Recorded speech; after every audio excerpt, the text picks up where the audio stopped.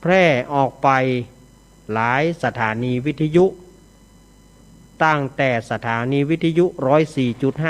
104.50 วัดฝายหินตำบลสุเทพอำเภอเมืองจังหวัดเชียงใหม่โดยเมตตาปรมีธรรมท่านอาจารย์ท่านพระครูสมุวิสุวัตวรกิจโจเจ้าอาวาสวัดฝายหินแล้วก็สถานีวิทยุวัดพระบาทอุดมน้ำบ่อสาวาโดยเมตตาปรมีธรรมหลวงพ่อสุจิตตานุรักษ์แล้วก็สถานีวิทยุห้วยตองซักเรดิโอ 98.75 เมกะเฮิรตซ์โดยเมตตาธรรมของหลวงพ่อวาปีวรมานิตท่านอาจารย์ชวริตชยวังโสสถานีวิทยุมนเสียงธรรมวัดบุพารามอำเภอแม่แจ่ม 106.25 สถานีวิทยุบ้านทุ่งเรดิโอสถานีวิทยุบ้านทุ่งเรดิโอ 89.50 เมกะเฮิรตซ์โดยป่ออุดมแม่เทียมวรพุทธวงศ์สถานีวิทยุแม่ขจารโมเดิร์นเรดิโอของป้อน้อยสุวรรณแม่อนงพรหมมินทร์สถานีวิทยุเวียงป่าเป้าสถานีวิทยุดอยหมอกเรดิโอและอีกหลายสถานีที่เปิดรับสัญญาณจากสถานีบอกว่าจะรับสัญญาณจากวัดฝายหินอำเภอเมืองจากวัดเชียงใหม่หรือว่ารับจากสัญญาณห้วยตองซักรับจากหลายๆสถานีอาตมาก็ขออนุโมทนาขอบพระคุณเจ้าหน้าที่ทุกสถานีที่รับสัญญาณรับเสียงของอาตมาแพร่ไปถึงวิทยุของสถาญาติโยมพ่องเปิ้นก็ฟังทาง Facebook ฟังทางแอปฟังทางไลน์จะอยู่แถวกรุงเทพมหานครอยู่แถวต่างประเทศปุ่นมาบ้านเฮาบ่ได้กลัวโควิดก็ฟังวิทยุเนอะสถาญาติโยมฟังวิทยุเอาอนุโมทนาเนอะมาปะก่อนวันนี้เป็นวันอังคารที่25พฤษภาคมพุทธศักราช2564ฮะขอกราบไหว้สาบุญญาปรมีธรรมท่านอาจารย์ท่านพระครูสมุวิสุวัตวรกิจโจนะครับเปิดรับสัญญาณเรียบร้อยแล้ว8 โมง20 นาฬิกาเปิดรับสัญญาณละ8 โมงอีวะ2 ทุ่มไหมเนาะ8 โมงก็ห่างเกินไปกับปืนเมืองเกินไปกะฮะน่ากะก็มันก็8แน่มันก็ตี8 กรัมเนี่ยเจว่าดีมากขอบคุณนะลุงขอบคุณสถาญาติโยมวันนี้ก็ขอบคุณท่านอาจารย์วิสุวัฒน์ที่เปิดรับสัญญาณเนาะแล้วก็วันนี้เป็นวันโกนเป็นวันห่อวันดาเป็นวันกะวันเกียมข้าวต้มขนมห่อนึ่งพ่องประกอบห่อนึ่งนะพ่องประกอบห่อข้าวต้มห่อขนมต้มข้าวต้มข้าวต้มขนมนะมันก่างแล้วไปนะมันจะเอามาหม้อหรอห่อย่างขนมข้าวต้มห่อข้าวต้มขนมนี่ปีนไปเหี้ยอาจจะเอาดีๆนะฟังข้าวต้มขนมแล้วเอาจัดหม้อพ่องเปิ้นก็กำลังจะโกนงูนพ่องเปิ้นก็กำลังจะบวชกล้วยพ่องเปิ้นกำลังจะทอดกล้วยสิจะหม้อแต่พ่องเปิ้นกำลังจะบวชกล้วยพ่องก็ทอดกล้วยพ่องเปิ้นก็กำลังโกนงูนอยู่พ่องก็แปลงขนมอย่างก็ขนมจานแล้วแต่สถาญาติโยมพ่องเปิ้นก็แปลงขนมกล้วยขนมกล้วยที่เปิ้นห่ออย่างขนมจอกนี่นะเหมาะเหมือนกันขนมกล้วยพ่องเปิ้นก็ห่อนึ่งระวังฟังทำฟังไปผอนหม้อนึ่งพ่องน้ำหม้อนึ่งแห้งแล้วก็เดี๋ยวจะหาว่าไม่เตือน เอาละศรัทธาญาติโยมเมื่อมาถึงแล้วบ่ฮื้อกาดแก้วเสียเวลา เชิญชวนคณะสัตยาญาติโยมได้ไหว้พระแล้วอาตมาจะสวดมนต์เพื่อจักขจัดปัดเป่าโควิดขจัดปัดเป่าโรคต่างๆบัดเดนี้มาแถมละโรคมากับหมูเพื่อเขาว่าโรคโคคัตซูอิดเนี่ยโรคหูดับมาแถมละมันตึงบ่หายโรคหูดับนี่นะโรคหูดับเพื่อเขาว่าโรคโคคัตซูอิดอีกภาษาอังกฤษนะอย่างโมอาตมาก็ว่าไปตัวเขานะวันนี้เขาก็จะขับไล่โรคหายต่างๆโควิดก็แต่ก็โจกดีที่ในเชียงใหม่ก็เริ่มขี้คายมาละจะว่าขี้คายก็เหมือนบ่ขี้คายสถาญาติโยมเขาก็มารวมพลังใจกันสวดมนต์สังฆะปาเปิกเพื่อจะได้ไล่โรคหายต่างๆนอสถาญาติโยมที่จะเอาน้ำมนต์เกียมน้ำมนต์มานี่ก็สถาญาติโยมก็เอาน้ำมนต์ถ้าจะเอาแอบก็เอาใส่ปุ่มไว้ใส่น้ำคุวางไว้ใกล้ๆวิทยุไปป้าใส่มาเนอะป้าใส่มาก็คว่ำหมดเนอะสถาญาติโยมพ่องก็จะเอาฝ้ายจะมัดมือเกียมเรียบร้อยแล้วเนาะสถาญาติโยมเชิญชวนคณะสถาญาติโยมเข้ามาในประลัมพิธีเนอะเดี๋ยวแต่มาจะสวดมนต์ละมาทางนี้จะไปตืดเนอะไฟนะเข้ามาในซุ้มจะตาเพะอย่าไปพออย่างบ่เป้านะมีป้าลุงอย่างคนนี้มันมาตาพ่อบ่เป้าน่ะอย่าไปพออย่างเป้าน่ะลุงอ้ายนี่นะไปพอเตื้อบ่เป้านะก็เดียวก่อนเรียบร้อยแล้วก็ค่อยเอาใครอยากกินน้ำเปล่าใครอยากกินน้ำเปล่ากำเดียวกันเนอะสถานอย่าไปตืดไฟเด้อไปตืดไฟเด้อเอามัดไว้ก่อนจะไปตืดเด้อนั่งไปที่เรียบร้อยนั่งเรียบร้อยนั่งนั่งเรียบร้อยป้อนหนานอ้ายมาป้อนหนานอ้ายมาจิเตียนป้อนหนานอ้ายจะไปปูจานขึ้นปลิดเนาะแล้วก็ไผ่ลุงไอ้กะลุงไอ้ไปจีเตียนลุงไอ้ไปจุดเตียนปูชารัตนตรัยหมู่เฮาทั้งหลายที่อยู่ในประรำพิธีซุ้มจตานี่ไหว้เนอพนมมือแล้วก็ไหว้ตัวสถาญาติโยมเนอสถาญาติโยมก็ว่าสวดมนต์จะไปบวยร่างกายอย่างดูท่านอาจารย์จะอิดกับใหญ่ๆมันเวลามากับฉันคิดถ้าเขาจ้าไปบางทีมันถ้าเขาสวดจ้ามากับจังลืมเขาไปลุบมันยังแขวนหน่อยหรอมันลืม ถ้าเขาไปจ้ามันขี้ลืมมันจังลืมถ้าเขาไปทางหน้าเขาไปโวยถ้ามันไปทำอย่างหรอพร้อมนอพร้อมปูจาพระรัตนตรัยก่อนเนอสถาญาติโยมกราบหนึ่งกราบสองกราบสาม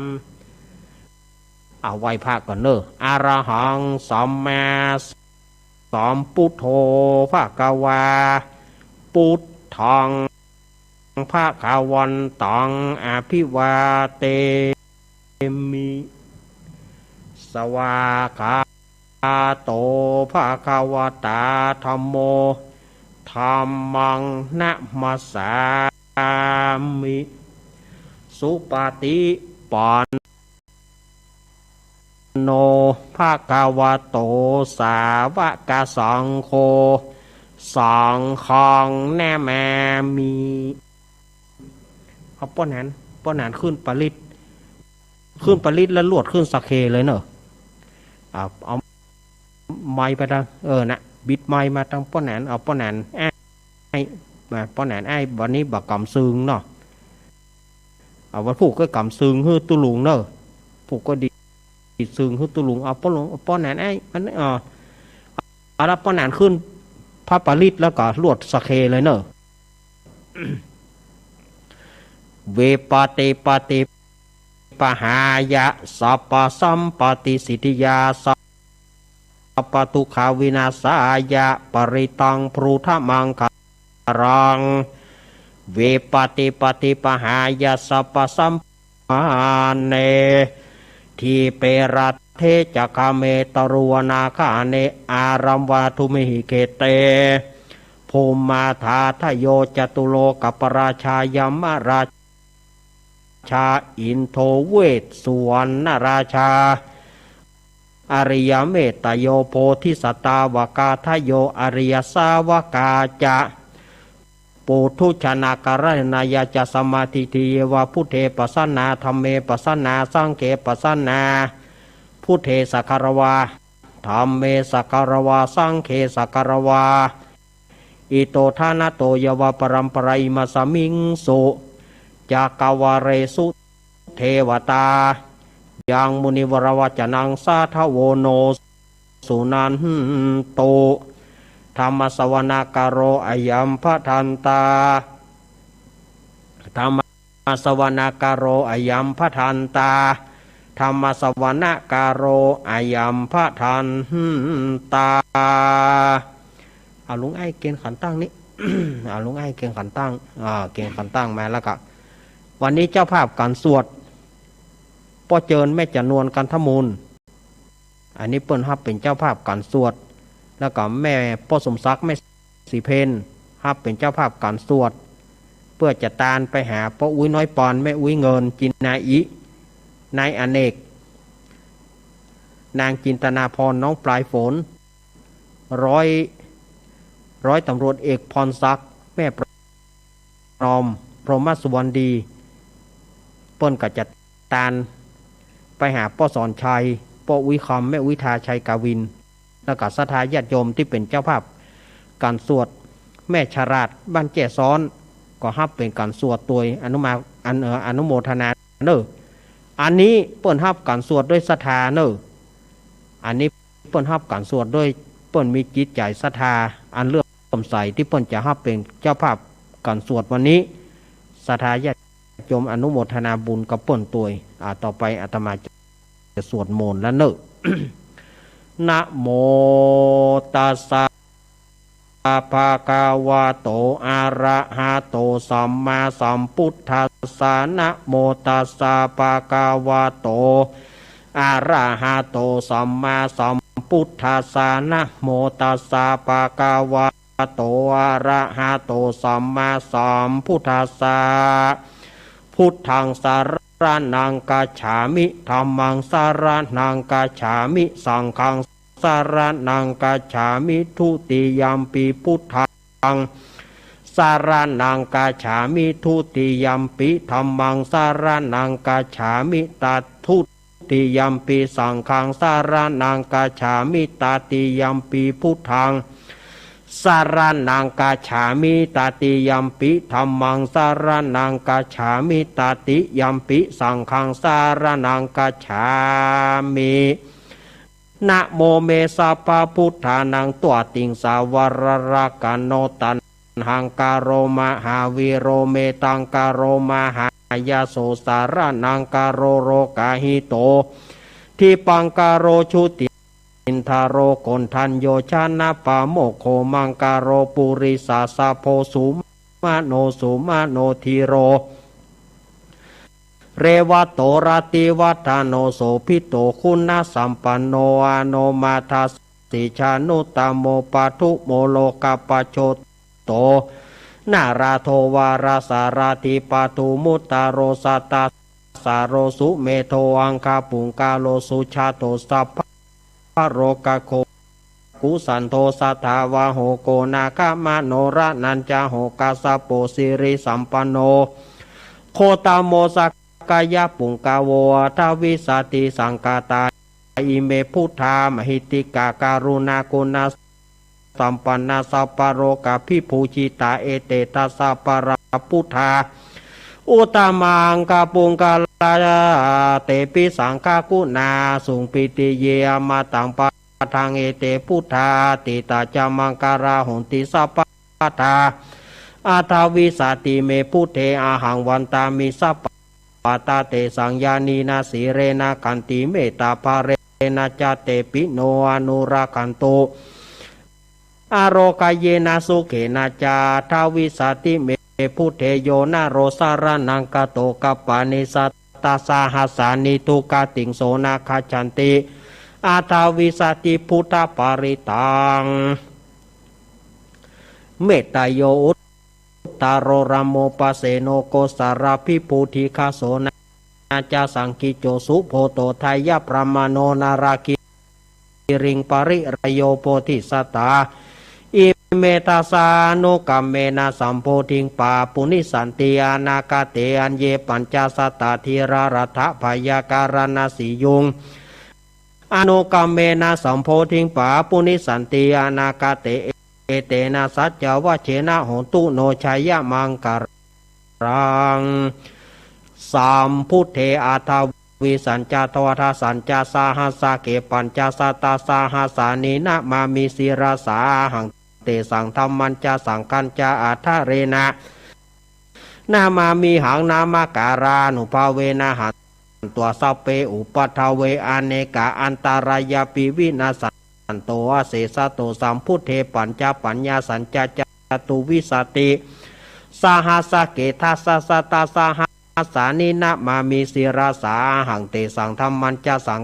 กัญจาอาทะเรนะนะมามีหังนามการานุภาเวนะหันตัวสัพเพอุปัฏฐเวอเนกาอันตารายาปิวินาสันโตเสสะโตสัมพุทเถนะวุฒารสเตอัตตจตาลิสัสหัสเกวิสติสัตตาสหัสานินะมามีสิราสาหังเตสังธรรมันจาสังกัญจาอาทะเรนะนะมามีหังนามการานุภาเวนะหันตัวสัพเพอุปัฏฐเวอเนกาอันตารายาปิวินาสันโตเสสะโตนะโมอะระหะโตสัมมาสัมพุทธัสสะมะเหสิโนนะโมอุตตมะธัมมัสสะสวากาตเสวะเตเนธานะโมมหาสังฆสัพพิวิสุทธสีลทิฏฐิโนนะโมโอมัตตยารัตตสารัตนาตยสสาธุกังนะโมโอมากาติตาสตาสาวัตุตยสปินะโมการะปะภาเวนะวิคัจจันตุอุปัฏฐวานะโมการานุภาเวนะสุวัติโหนตุสัพพทานาโมกาลาชเตเจนาวิธิมิโหมิเตชวาสาสนาสัจโรกัสสาวุธิภาวตุสัพพทาสาสนัมปิจโรกัญจเทวรากันตุสัพพทาสัตถิงโหนตุสุกิสัพเพปาริวาเรหิอาตาโนอเนกโสมานะโหนตุสหัสเพหิยาติปิราจะโตวาโจระโตวามานุสะโตวาอามานุสะโตวาอากิโตวาอุทากาโตวาปิสาจโตวาขานุกาโตวากันทากาโตวานาคตาโตวาชานาปทารโกาโตวาอาสตมะโตวาอาสันทิติโตวาอาสปุริสโตวาจันทาอาทิอาสามิคาโกนากูกุลาหิวิจิกามานีสัมปาทิปิอาชาตาราสสุการามหิสายคาราคาสาติหินานาปยโตวานานาโรกาโตวานานาอุปัฏฐาวะโตวาอาระกังการหันโตปฏิฐานะโตปทายาตถาคตสัทธัสสะปารมิโยทัสสะอุปปารมิโยทัสสะปรมัตถปารมิโยปัญจามหาปริจเขติโสจาริยปัจฉิมภเวกภาวะกันติงชาติงาภินิกามานังปทานาจาริยังโพธิบารังเกมราวิชัยยังสัพปัญญุตยานปฏิเวทังนาวโรกุตารธรรมเมติสัพเพปิเมพุทธกุเนอวชิตวาเวสาริยเตสุปการันตาเรสุติยามารติงปริตังการนโตอายสมาอานันทเถโรวิยาการุญญาจิตังอุปาทาเปตวโกติงสัตตาสหัสเสสุจักวาเรสุเทวตายสานัมปฏิกันหันติยาจาเวสาริยามปุเรโรกามานุสัตถุปิกสัมภูตันทีวิธรรมปยังกิปมันตารธาเปสิปริตันตัมพนามเหอาเสวนาจปารานังปันติตานาจเสวนาปูจาจปูจาเนยานังเอตามังการามุตตามังปฏิลูปเทสวาสุจปุเพจากาตาปุญญาตาตัสสัมมาปานิติจาเอตามังการามุตตามังพาหุสัจจันจาสิปัญจวินายโยจาสุสิกิโตสุภาสิตาจายวะจาเอตามังการามุตตามังมาตาปิโตอุปทานัง พุทธทาราสสังฆโหนากูราชกัมมันตาเอตามังการามุตตามังธานัญจธรรมจาริยัญจยตากานาจสังฆโหนาวชานิกัมมเนเอตามังการามุตตามังอาราติวิราติปปามาชาปนาจสัญญโมอปามาโทจะธรรมเมสุเอตามังการามุตตามัง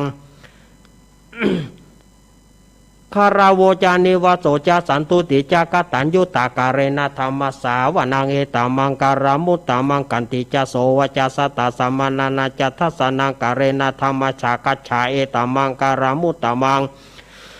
ตโปจะปรามาจาริยัญจาริยสัจจนาทัสนังนิพพานาสัจฉิกิริยาจาเอตามังการามุตตามังพุทธสารโรกธรรมเมหิจิตังยันตานากัมปติอโศกังวิราชังเกมังเอตามังการามุตตามังเอตานิสานิกัตวานาสปะธรรมปรชิตาสปะทาสนทิขันจันเตตันเตสังมังการามุตตามันติมหามังการสุตังยังกินจีวิตังอิทาวาหูรังวาสเกสุวายังรัตานังปานิตังนะโนสัมมังอาติตาถากเตนะอิทัมปิพุทเทรัตานังปานิตังเอเตนะสัจเจนะสุวาติหนตุขายังวิราคางามาตังปานิตังยาคาสกาสกายมุนิสมาหิโตนะเตนะธรรมเมนะสมาธิกินจิอิทัมปิธรรมเมรัตานังปานิตังเอเตนะสัจเจนะสุวาติหนตุยัมปุตตาเสโทปริวานายิสุจิงสมาธิมานันตาริกัญญามาหุสมาธินาเตนะสัมโมนาวิชติอิทัมปิธรรมเมรัตานังปานิตังเอเตนะสัจเจนะสุวาติหนตุเยปุกาลาทัสสะตังปัสสะถาจตาเลตานิโยกานิหนติเตทักขินายาสุขตัสสะสาวกาเอเตสุทินานิมหาปารานิอิทัมปิสังเครัตานังปานิตังเอเตนะสัจเจนะสุวาติหนตุเยสุปยุตามานาสาทัลลาเหนาเนกาเมโนโกตามาสาสนัมหิเตปฏิปทามาตังวิกัยหารันตามุทานิปุติงปุชะมานาอิทัมปิสังเคระตานังปานิตังเอเตนะสัจเจนะสุวาติหนตุขีนังปุรานังนาวังนาทิสัมปวังวิราตาจิตายาติเกภวสามิงเตกีนาปิชาวิรุณลาหิฉันทานิพันติธีรายาถายัมปติโปอิทัมปิสังเคระตานังปานิตังเอเตนะสัจเจนะสุวาทิหนตุยานิตาโปตานิสามากตานิโพมาเนวายาเนวานตาเรเกตถาคตังเทวมนุสปุจิตังพุทธังนามาสัมมาสุวาทิหนตุยานิตาโปตานิสามากตานิโพมาเนวายาเนวานตาเรเกตถาคตังเทวมนุสปุจิตังธัมมังนามาสัมมาสุวาทิหนตุยานิตาโปตานิสามากตานิโหมาเนวายาเนวานตาริเกตถากตังเทวมนุสปุจิตังสังฆังนามาสัมมาสุวาทิหนตุรัตตนสุตังเมตัญจาสัพพโรกัสสมิงมานาสัมภาวเยปาริมานังอุทังอโรจเตริยัญจาอาสัมปตังอเวรังอสัพปตังติทัญจารังนิสิโนวาสยโนวายวัตสวิกตาเมโทเอตังสติงาทิทายาประมาเมตังวิหารังอิทามาหุทิตินจานุปกรรมสีระวาทัสเนนะสัมปโนกาเมสุวินัยเกทังนาหิจตุขปัสสยังปุณเรเตติการณิยเมตาสุตังอัปปะมะโนพุทโธอัปปะมะโนธัมโมอัปปะมะโนสังโฆปะมะนาวันตานิสิริสัพพานิอาหิวิจิกาสัทธาปฏิอุณานาภิสรปุมุจิกากตะเมระกากตะเมปริตาปฏิกัมมันโตโปตานิโสหังนะโมภะคะวะโตนะโมสัตตานังสัมมาสัมพุทธานันติอิติปิโสภะคะวะอะระหังสัมมาสัมพุทโธวิจาจารณะสัมปันโนสุขโตโรกาวิโตอนุตตโรปุริสธรรมสารถิสถาเทวามนุสานังพุทโธภะคะวะติสวากาโตภะคะวะตาธัมโมสันทิติโกอาการิโกเอหิปัสสิโกปานายิโกปัจจตังเวทิตาโพวินโยหิติสุปฏิปันโนภะคะวะโตสาวกสังโฆชุปฏิปันโนภะคะวะโตสาวกสังโฆยายาปฏิปันโนภะคะวะโตสาวกสังโฆสามิจิปฏิปันโนภะคะวะโตสาวกสังโฆยัตถิทังจตาริปุริสายุขานิอัฏฐปุริสาปุงกาลายสัพพะคะวะโตสาวกสังโฆอาหุนายโยปะหุนายโยทักขินายโยอัญชะเรการะนิโยอนุตตรังบุญญาเกตังโรกัสสาติสัพพโรคาวินิมุตโตสัพพสันตาปวัชิโตสัพพเวรมติกันโตนิพุตโตจตุวังภวะสัพพิติโยมิวัชันตุสัพพโรโก วินาสันตุมาเตภวัตวันตารโยสุขีติกายุโกภวะอภิวาตานาสิริสานิจังวุธาปจายโน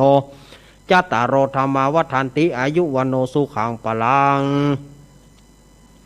พาหุงสาหาสมาพินิมิตาสาวุตันตังกรีเมการังอุติตาโกราสาเสนามารังทานาทิธรรมาวิธินาชิตวามุนินโทตันเตชะสาปวตุเตชยมังการานิมาราติเรกามปิยุจิตตสัปปราติงโกรัมปานารวกามะกามัฏฐทายะกังขันติสุทันตวิธินาชิตวามุนินโทตันเตชะสาปวตุเตชยมังการานินารากิริงกาชาวรังอันติมาตาปุตังทวกิจกามาสานิวะสุธารุนันตัมเมตัมภูเสกวิธินาชิตวามุนินโทตันเตชะสาปวตุเตชยมังการานิอุกิตากกามันติอันตาสุธารุนันตันทวันติโยชนะปะทังกุริมาระวันตังเอติปิสังกตามโนชิตวามุนินโทตันเตชะสาปวตุเตชยมังการานิกัตตวานะกาตามุตตรังเอวาคปินิยาจินจายาทุทวัจจนังชยกายะมันเจสันเตนะโสมาวิธินาชิตวามุนินโทตันเตชะสาภวตุเตชยมังการานิสัจจังวิหายมติสัจจกวัฏเกตุงวัฏพิโรปิตามานังอันติอันตาปุตังปัญญาปฏิปชาริโตชิตวามุนินโทตันเตชะสาภวตุเตชยมังการานินันโทปนันทาปุชะคังวิปุตังมหิติงปุเถนะเถระบุจเกนะธรรมปายันโตเอโทปเทสวิตินาชิตวามุนินโทตันเตชะสาภวตุเตชยมังการานิทุกขหาทิทิปูจเกนะสุทธาหัตถังประมังวิสุติจุติมิติปกาพิธานังยานาคเทนาวิธินาชิตวามุนินโทตันเตชะสาภวตุเตชยมังการานิเอตาปิพุทธชัยมังการาอัฏฐกัตถโยวัจโนทินะติเนสรเตมตันติเหตวานานิกาวิวิธานิจุปัทวานิโมขังสุขังอธิกามายนะโรสปัญโย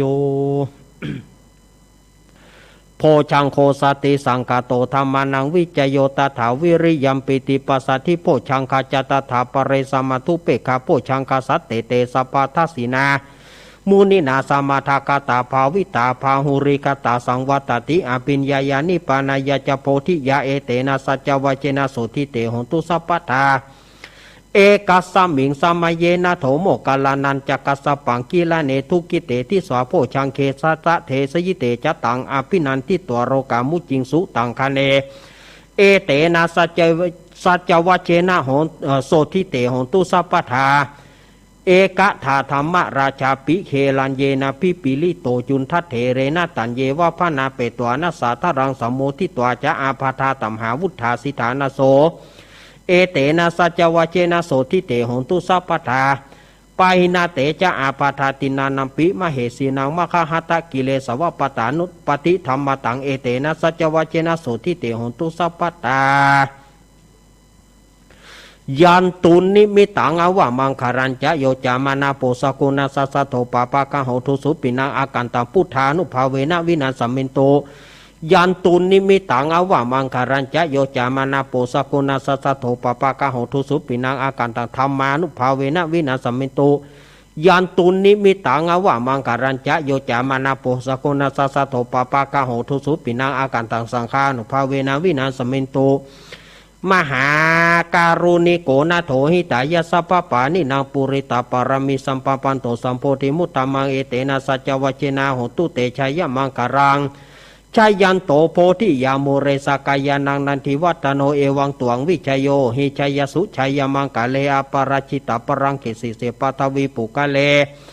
อาภิเสเกสัพพุทธานังอาคาปโตปโมตเตสุนักตังสุมังครังสุปปตังสุติตังสุกโนสุโมหโตเจสุยิถังพระมัจจริสุปรักกินากายกัมมัง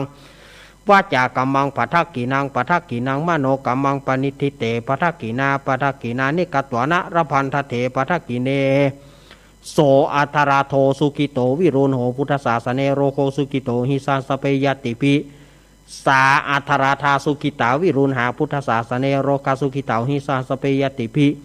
เตอัทราทุธาสุกิตาวิรุณหาพุทธศาสเนโรคาสุกิตาทัสสาสเปยติปินัตถิเมสารนังอัญญังพุทโธเมสารนังวรายเตนะสัจวเจนะหตุเตชัยมังกรังนัตถิเม สารนังยังธรรมโมเมสารนังวารายเตนะสัจวเชนะหนตุเตชยมังกรังนัตถิเมสารนังยังสังโฆเมสารนังวารังเอเตนะสัจวเชนะหนตุเตชยมังกรังยังกินจิรัตานังโลเกวิชติวิวิทาปุถุรัตานังพุทธสมังนาติตาสมาโสถิงภวันตุเตยังกินจิรัตานังโลเกวิชติวิวิทาปุถุรัตานังธรรมสมังนาติตาสมาโสถิงภวันตุเตยังกินจิรัตานังโลเกวิชติวิวิทาปุถุรัตานังสังฆสมังนาติตาสมาโสถิงภวันตุเตโอมติปะสหมังสะดับเทียนก้าวัดวาลุกเป็นเปลวไฟสลีกันใจกูเทียนนี้ปราบเมืองผีมากูดาวบ่ฮุกกี้เจนเต้าปราบกินมา101ภาษากูก็ปราบได้ใต้ปืนฟ้าเหนือหน้าแผ่นดินเกาลิ้นกูเป็นน้ำเกากลางกูก็เป็นแม่น้ำใหญ่กูจะออกไปท่วมหัวผีตายไปลิ้นกูเป็นดาบเทียนก้าใต้ปืนฟ้ากูบอกกลัวสองอบสัพปะโตมังสวหายโอมเป็ดจะรำแผ่นดินดำไว้ว่าวาดใส่ตาผีขาดกับนี้ละเอาคนดีกูไว้ที่นี่อย่าได้เอาไปตัวหมู่สูต้านตั้งผีมารและผีเข็นตั้งผียักษ์ผีเย็นอย่ามาใกล้ผียักษ์ไรจงหนีไปปานผีกุมพรและอันเป็นผีโควิดผีให้อันเตียวอยู่ต้องพายจงรีบหนีไปอมสัพปะโตมังสวหายสาธุสาธุสาธุพระปัญญาปารมี30ทัศสาธุสาธุพระปัญญาปารมีวัดแวดล้อมวิริยะปารมีอ้อมระวังดีศีลปารมีบังหอกดาบเมตตาปารมีปาแปะตังปืนตานะปารมีฮือเป็นปืนตังต่ออุเบกขาปารมีฮือก่อเป็นเวียงสัจจะปารมี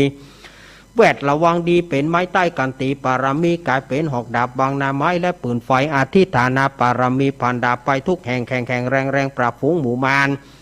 ผีสางไปเพตุกตะวิปบตีปังไปหนีแม่ธรณีอัศจรรย์โซเสมือนพันอยู่ข้างน้ำนาตีนองกวางต่อกวางแตกตีฟองหน้านองน้านอกกลายเป็นข้าวตอกดอกไม้ถอยปูจาพาเกียวแก่นใต้สัตตันพาพุทธังเลยจงมาไผ่ผลอนุญาตโตดโผดปูกาแต่ดีลีแม่ธรณีออกมารีดผมอยู่ข้างท่าจังให้ใครสัจจังงาซับดินพ่นน้ำนาตีลงผ่านภายคอภายหักตบเต้าผายามันเอาตังปุนกัวยกมือขึ้นทูลหัวใส่ก้าวว่าผู้ข้านี้มีชื่อว่าลูกศิษย์พระพุทธเจ้าตนมีบุญสมปานอันมากนักองค์พระพุทธเจ้าจึงจะตั้งปัญญาปารมีไว้9 จานตั้งไว้ตั้งหน้าก็ได้9 จานตั้งไว้ตั้งหลังก็ได้9 จานตั้งแต่หัวเพียวตีนก็ได้9 จานตั้งแต่ตีนเพียวหัวก็ได้9 จานแสนวาแม้นลูกปืนมันจะมาเสมือนฝนแสนหาโรคโควิดมันจะมาเสมือนฝนแสนหาก็บ่อาจจักมาไกลใดข้าพเจ้าเลยได้ว่าโอมพุทธกุณังโอมธรรมะกุณังโอมสังฆกุณังโอมพุทธอินตาโอมธรรมะอินตาโอมสังฆอินตาอัสสะอัปแม่ธรณีผู้อยู่เหนือน้ำผู้อยู่กำแผ่นดินกันข้าได้ระลึกนึกถึงคุณพระปิตาคุณพระมารดาคุณครูบาอาจารย์คุณเทวบุตรเทวดาและคุณเกี้ยวเจ้าทั้ง3ประการคุณพระพุทธคุณพระธรรมคุณพระสงฆ์คุณแดดคุณฝนคุณน้ำคุณลมคุณดินคุณไฟคุณกุศลเจ้าก็ดีกุลพระตนภาวนาก็ดีกุลนางอุทธราก็ดีกุลพระปัญเจกับพุทธเจ้าก็ดีกุลแม่ธรณีก็ดีกุลเจ้าแม่กวนอิมบรมโพธิสัตว์ก็ดี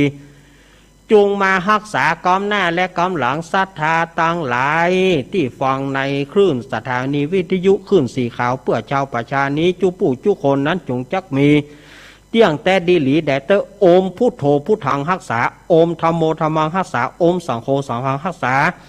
โอมพุทโธพุทธังอรหังโอมธัมโมธัมมังอรหังโอมสังโฆสังฆังอรหังโอมพุทโธพุทธังกันหะโอมธัมโมธัมมังกันหะโอมสังโฆสังฆังกันหะอายุวโนสุขังปะลังอาทิตมัสมิงจะพุทธกุณังอาทิตมัสมิงจะธรรมเมกังอาทิตมัสมิงจะสังฆานังสัพพะโรกาวิวาสัพพะโรกาพยาวิวัจจยังสัพพะระพังพวันตุเมจันทมัสมิงจะพุทธกุณังจันทมัสมิงจะธรรมเมกังจันทมัสมิงจะสังฆานังสัพพะโรกาพยาวิวัจจยังสัพพะระพังพวันตุเมอังคารมัสมิงจะพุทธกุณังอังคารมัสมิงจะธรรมเมกังอังคารมัสมิงจะสังฆานังสัพพะโรกาพยาวิวัจจยังสัพพะระพังพวันตุเมพุทธมัสมิงจะพุทธกุณังพุทธมัสมิงจะธรรมเมกังพุทธมัสมิงจะสังฆานังสัพพะโรกาพยาวิวัจจยังสัพพะระพังพวันตุเมคุรุมัสมิงจะพุทธกุณังคุรุมัสมิงจะธรรมเมกังคุรุมัสมิงจะสังฆานังสัพพะโรกาพยาวิวัจจยัง สัพพะระพังพระวันตุเมสุขมัสสมิงจะพุทธกุณังสุขมัสสมิงจะธรรมเมกังสุขมัสสมิงจะสังฆานังสัพพะโรกาพยาวิวัจจะยังสัพพะระพังพระวันตุเมโสริจามัสสมิงจะพุทธกุณังโสริจามัสสมิงจะธรรมเมกังโสริจามัสสมิงจะสังฆานังสัพพะโรกาพยาวิวัจจะยังสัพพะระพังพระวันตุเมเกตุมัสสมิงจะพุทธกุณังเกตุมัสสมิงจะธรรมเมกังเกตุมัสสมิงจะสังฆานังสัพพะโรกาพยาวิวัจจะยังสัพพะระพังพระวันตุเมราหูจะมัสสมิงจะพุทธกุณังราหูจะมัสสมิงจะธรรมเมกังราหูจะมัสสมิงจะสังฆานังสัพพะโรกาพยาวิวัจจะยังสัพพะระพังพระวันตุเมเกตุมัสสมิงจะพุทธกุณังเกตุมัสสมิงจะธรรมเมกังเกตุมัสสมิงจะสังฆานังสัพพะโรกาพยาวิวัจจะยังสัพพะระพังพระวันตุเม พุทธกามโมระเพปุตังธนกามโมระเพทนังอธิกายเยกายยยะเทวนังปิยตังสุตวะอิติปิโสภควายมราชาโนท้าวเวสสุวรรณโนมรณังสุขังอรหังสุขโตนะโมพุทธายะชายาสนากาตาพุทธาเชตัวมารังสาวาหานังจตุสัจจังสัพพังราสังเยปีวิงสุนาราสาปตันหังการาทโยพุทธาอาตาวิสตินายกาสัพเพปฏิติตาไมหังมาทเกเตมุนิสารสิเตปฏิติโตไมหังพุทโธธรรมโมทวิโรจเนสังโฆปฏิติโตไมหัง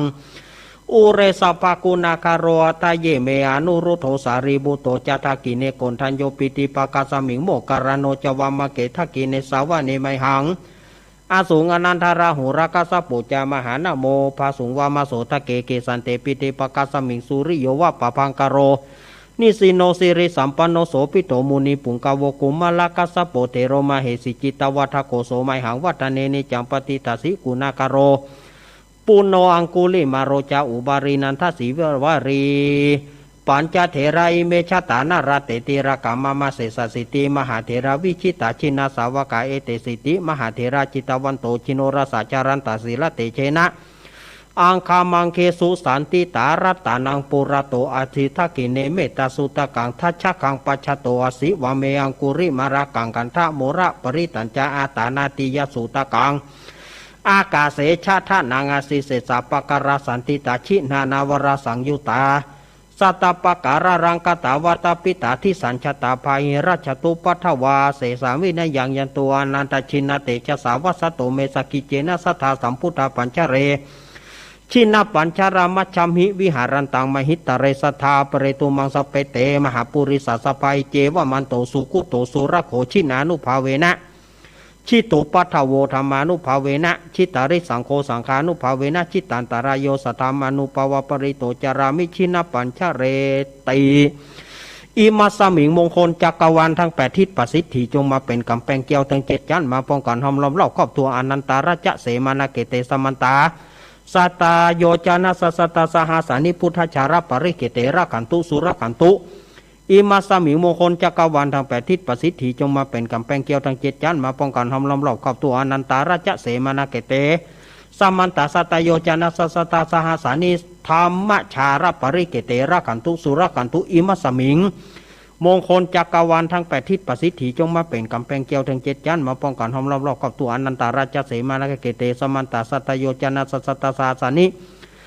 ปัจเจกพุทธชาระปริเกเตระขันตุสุรขันตุอิมัสสมิงมงคลจักรวาลทั้ง8ทิศประสิทธิจงมาเป็นกำแพงเกี่ยวทั้ง7ชั้นมาป้องกันห้อมล้อมรอบครอบตัวอนันตา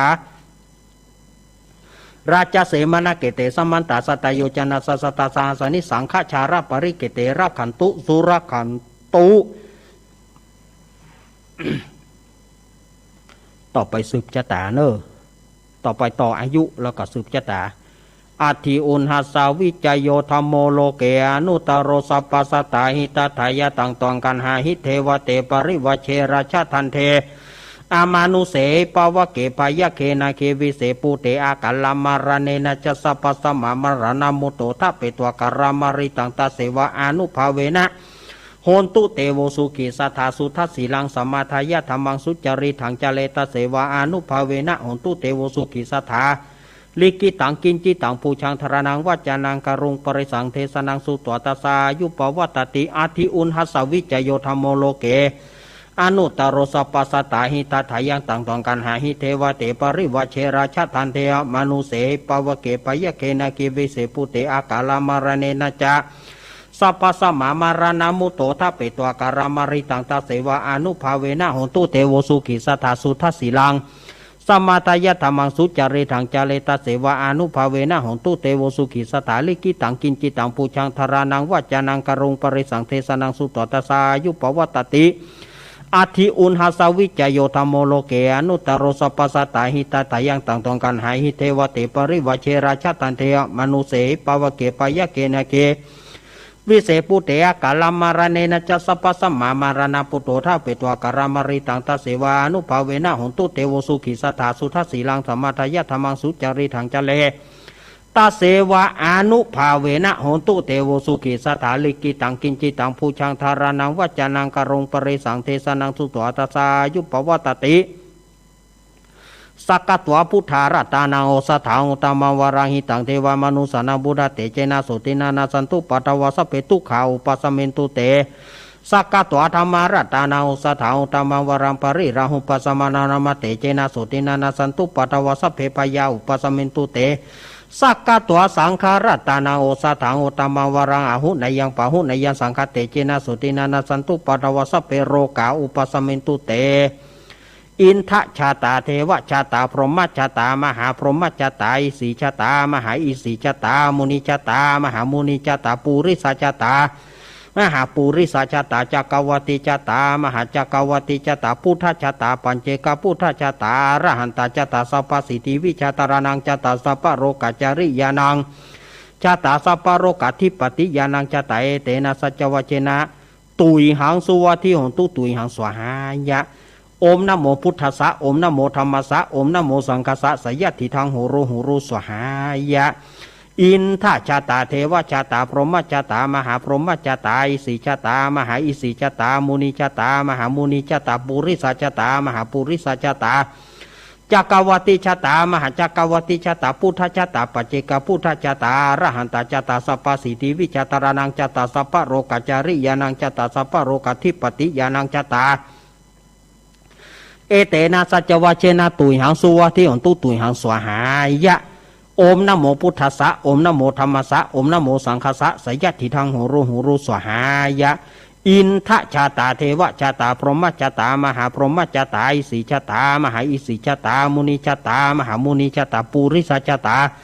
มหาปุริสชาตาจักรวติชาตามหาจักรวติชาตาพุทธชาตาปัญเจกพุทธชาตาอรหันตชาตาสัพพสิทธิวิชาตานังชาตาสัพพโรกจาริยานังชาตา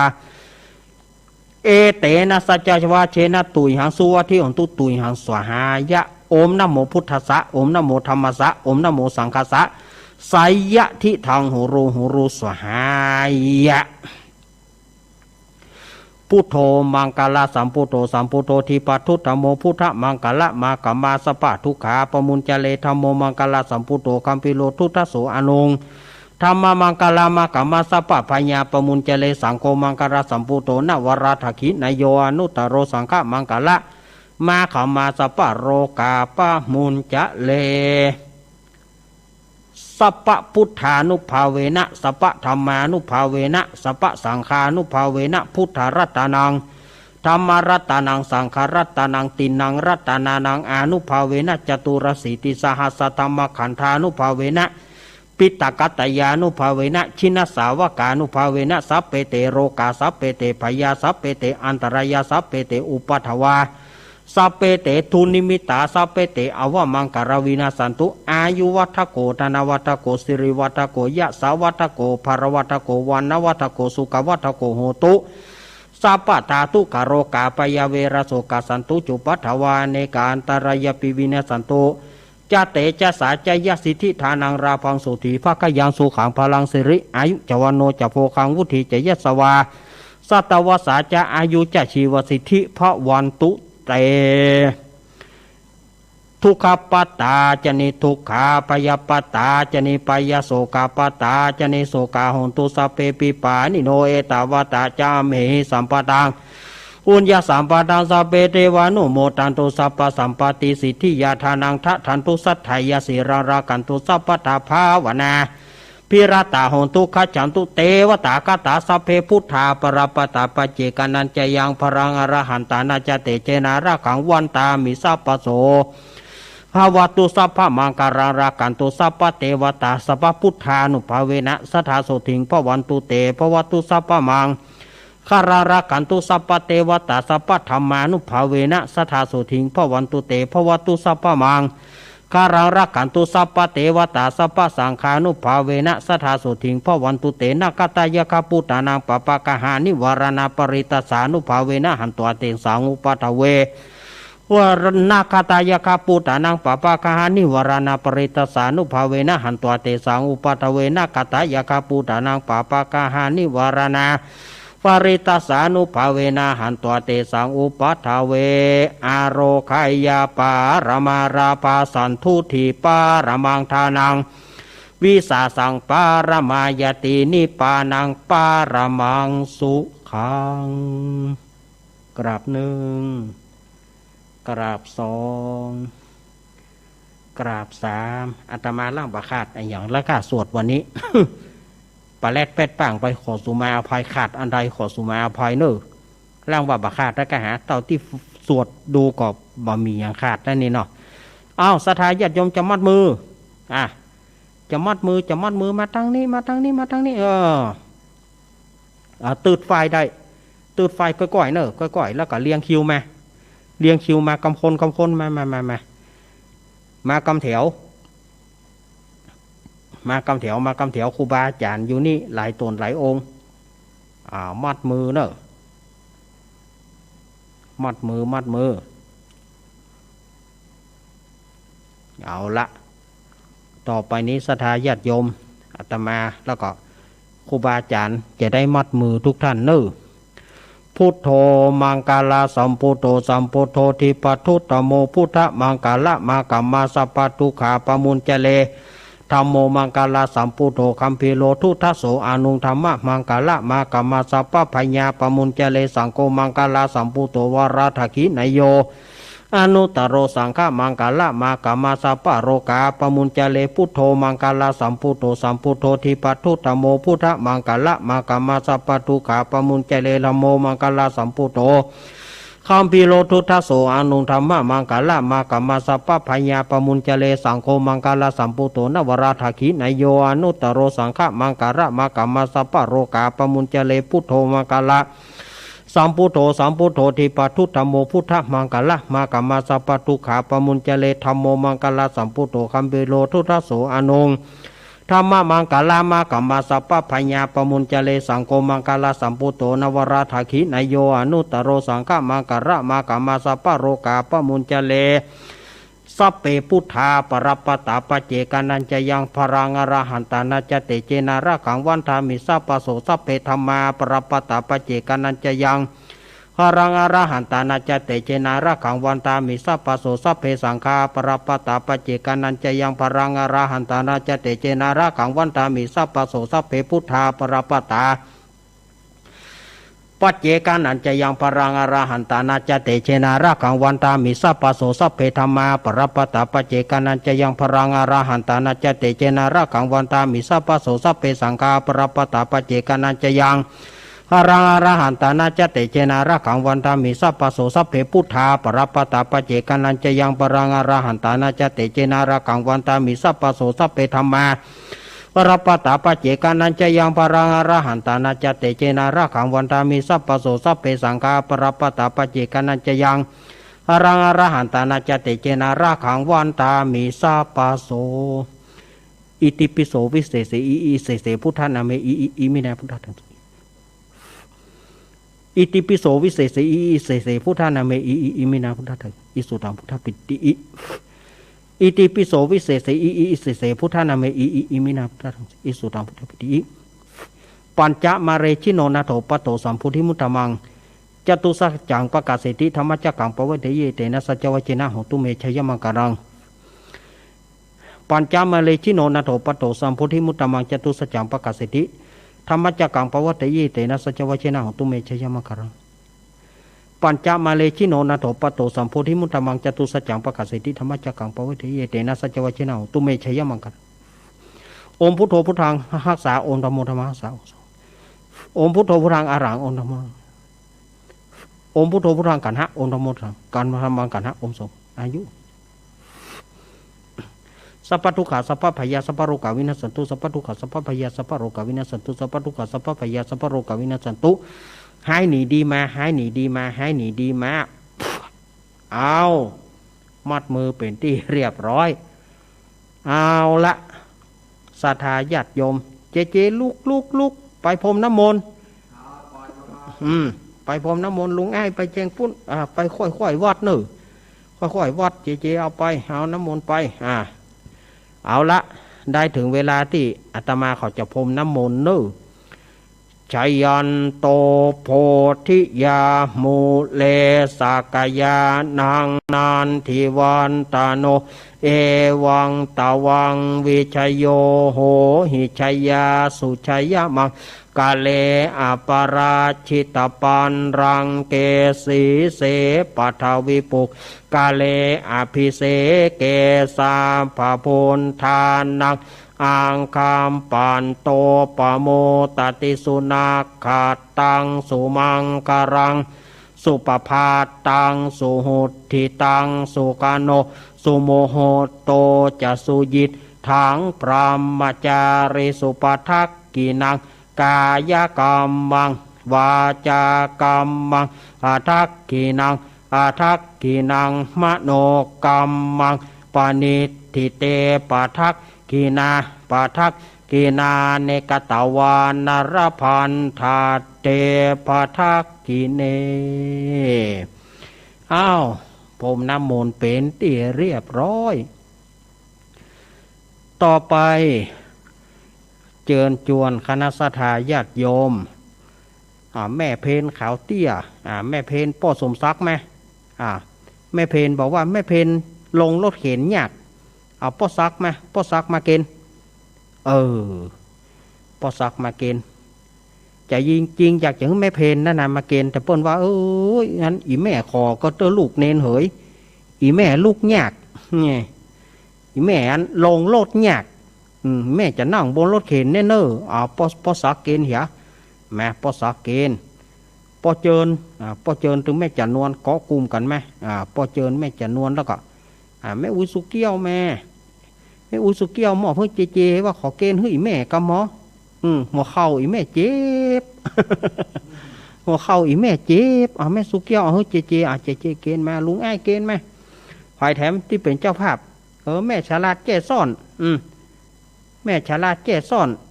มาแม่ฉลาดไหมมาลูกมาถ้าบอกมาบ่ลูกก็เป็นอย่างเกณฑ์ก้อนเกณฑ์นะเน้นเอาผ้าอุตรารับนะเน้นนะเอาผ้าอุตรารับเนอะเอาผ้าอุตราอย่างไรหมอก็บอกวันนั้นแล้วเหรอก็ผ้าปะเคนนั่นน่ะน่ะยังมีหน้ามาถามได้วันผ้าอุตราอย่าได้อาจารย์น่ะบอกวันนั้นหมูจักจอม สอนหมูจักจอมลืงกะเขียนนะไปลืงบอกอย่างหื้อจอมพ่องอันนี้ฐานวิทยุนะบด่าด้วยนะ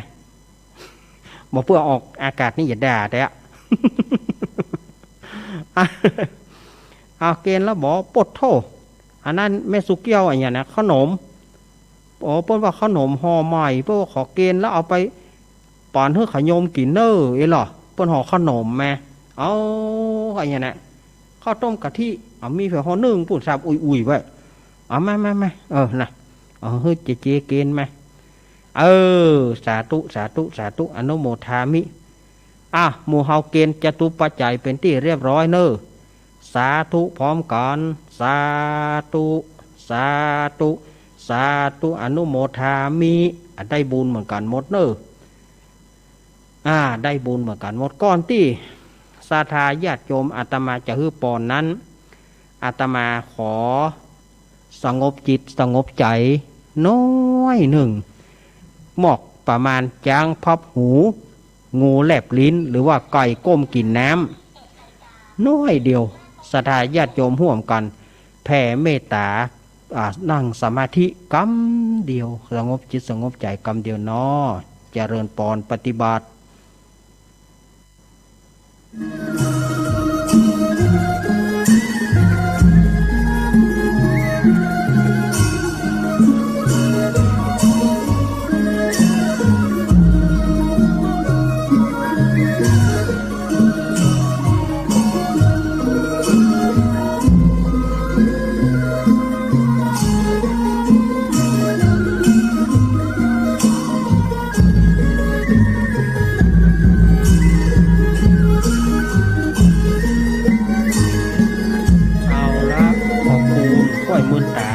ทาญาติโยมก้อยมืนตาขึ้นจะไปมืนตาโวย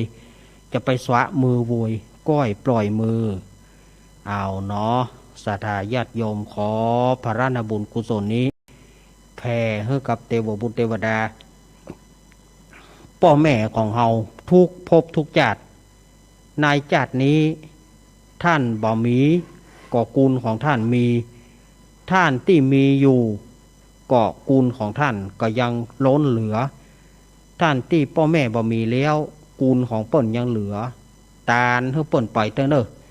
ศรัทธาญาติโยมอย่าได้วอนไหวพร่อนพลึงบ่ต้องว่าไปตาลอย่างล้ำเหลือเปิ้นตายไปเมื่อใดกุลเปิ้นมีเฮาหันหน้าเปิ้นอยู่ตาลไปเถอะศรัทธาญาติโยมพ่อแม่บ่เสียหายตาลไปเถอะ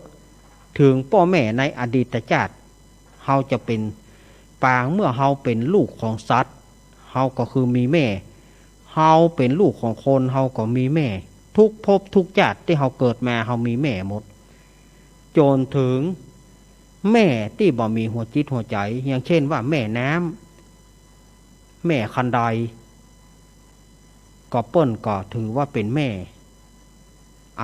ขอบุญกุศลนี้ให้แก่เทวบุตรเทวดาทั้งหลายเจ้ากรรมนายเวรทั้งหลายทุกท่านที่ได้ล่วงลับดับขันไปเขาจะแผ่บุญให้กับผีซาตานทั้งหลายผีห้าทั้งหลายผีโพงผีกะผีพรายผีซื้อผีปอบผีกระหังอสุรกายผีข้างตาข้างตางตายเปิ้นฆ่าตายเปิ้นฟอนตายรถยนต์ตายฟ้าผ่าตายถูกมุยตายถูกมีดตายตกน้ำตายตกไม้ตายด้วยธรรมชาติตายด้วยโรคโควิดตายด้วยโรคต่างๆขอให้บรรดาผีเหล่านั้นจงเข้ามาสถานที่นี้แล้วมารับผลบุญกุศลที่หมู่เฮาทั้งหลายจะได้ปั่นปอนนี้ขอให้ท่านทั้งหลายได้รับแล้วบรรดาผู้ที่อยู่ในมรณะอเวจีมรณะทุกขุมบ่หูจักได้ปนด้วยบุญสมภารแห่งข้าพเจ้าทั้งหลายขอได้ช่วยโพดท่านทั้งหลายฮือปนจากตุกโตดได้ขึ้นสู่สวงสวรรค์ตามบุญสมภารแห่งท่านที่ได้กระทำมาเนอผีเปรตทั้งหลายอยู่วัดอยู่วาที่ใดที่ขาดบ่ได้บูรพครูบาอาจารย์ที่เปิ้นได้ล่วงลับดับขันในวัดนี้ในบ้านนี้บูรพครูบาอาจารย์พระสงฆ์องค์เนนในวัดแห่งนี้วัดปากตางเจริญเฮานี้มีอดีตตู้เจ้าที่เปิ้นล่วงลับดับขันขี้ตนพระเนนที่เปิ้นล่วงลับดับขันขี้ตนขอให้เปิ้นได้มารับผลบุญกุศลด้านอนุโมทนาเนอเฮาแผ่บุญก่อนเนาะด้วยเตจะบุญส่วนกุศลที่ข้าพเจ้าทั้งหลายได้สวดมนต์สืบจตาภาวนาในครั้งนี้ขอให้ไปรอดไปถึงยังเขาเจ้าทั้งหลายที่หมู่เฮาทั้งหลายได้แผ่บุญไปเมื่อข้างต้นตะกี้ขอท่านทั้งหลายจงมารับบุญส่วนกุศลบุรพมหากษัตริย์พระมหากษัตริย์ทุกพระองค์เจ้าแม่จามเทวีป่อสุเทวฤาษีป่อพญามังรายแล้วก็บรรดาเหล่ากษัตริย์ทั้งหลายทุกพระองค์เทวบุตรเทวดาสวัสวาป่อบ้านป่อเมืองเจ้าตี้เจ้าดินขอได้มารับบุญส่วนกุศลมนต์ฝูงนี้แผ่ไปถึงเทวดารักษาตนตัวแห่งข้าพเจ้าเทพประจำตัวแม่นางธรณีเจ้าตี้สูงสุดมีพรหมโลกเป็นแดนเกิดต่ำสุดมีอเวจีมหานรกเป็นแดนเกิดขอเขาเจ้าทั้งหลายจงได้มารับผลบุญกุศลมนต์ฝูงนี้แผ่ไปถึงเจ้ากรรมนายเวรเจ้าเวรนายกรรมทั้งหลายผีห้าซาตานทั้งหลายผีโรคโควิดทั้งหลายแผ่ไปถึงสรรพสัตว์ทั้งหลายปณะทั้งหลายพ พูดทั้งหลาย บุคคลทั้งหลายผู้มีอัตภาพทั้งหลายสตรีทั้งหลายบุรุษทั้งหลายพระอริยเจ้าทั้งหลายปุถุชนทั้งหลายเทวดาทั้งหลาย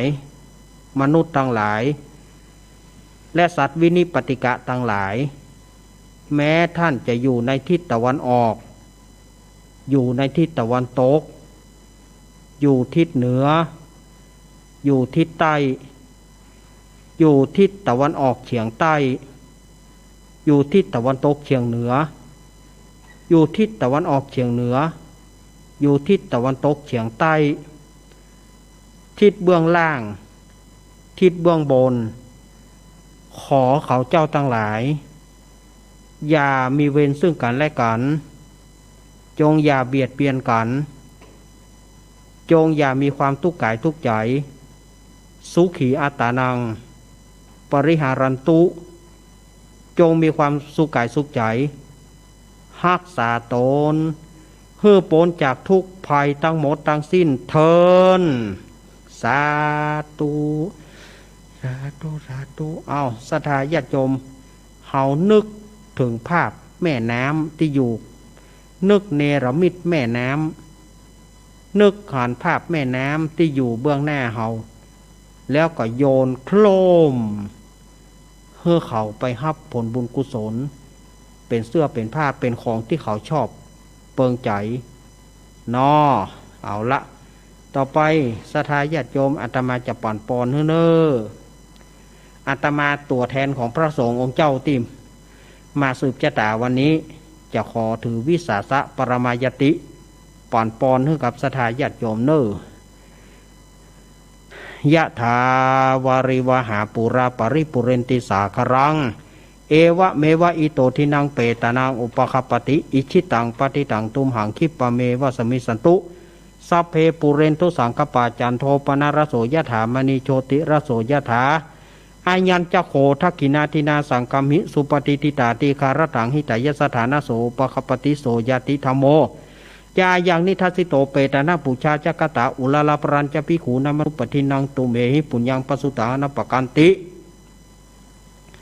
จายสิทธิทานังลาพังโสถีภกยังสุขังพลังสิริอายุจวโนจะโพคังวุธีจยสิทธิพวันตุโวภวสปีติโยมิวัชันตุสัพพโรโกวินาสตุมาเตภวัตวันตรโยสุขีติกายุโกภวะอภิวาตานาสิริสนิจังวุธาปจายโนจตารโรธรรมวัฏันติอายุวันโนสุขังปะลังสาธุเดี๋ยวไผ่เกณฑ์ขันเกณฑ์เอาหมอบคือป้อจานเอาป้อจานปอนปอนนี่เนอสัพปีติโยมิวัจันตุสัพพะโลโกวินาสตุมาเตภวันตวนตาลโยสุขีติกายุโกภะอภิวาทานาสีสานิจังวุธาปัจจายโนจัตตารโรธรรมวัฏันติอายุวันโนสุขังปะลังสาป้อแหนน สาตุกำใจเราเพิ่มใจตู้เจ้าหรอเพิ่มเป็นป้อแหนนสาป้อแหนนเรียบร้อยวันตาหลวงเนอศรัทธาญาติโยมวันพรุ่งนี้เป็นวันวิสาขะวันนี้เอาวันตาหลวงเนอกราบเนอเอาป้อแหนนนำป้อแหนนนำไปเลยไม่แต่เขาแผ่ไปละป้อแหนนนำวันตาเนอวันตา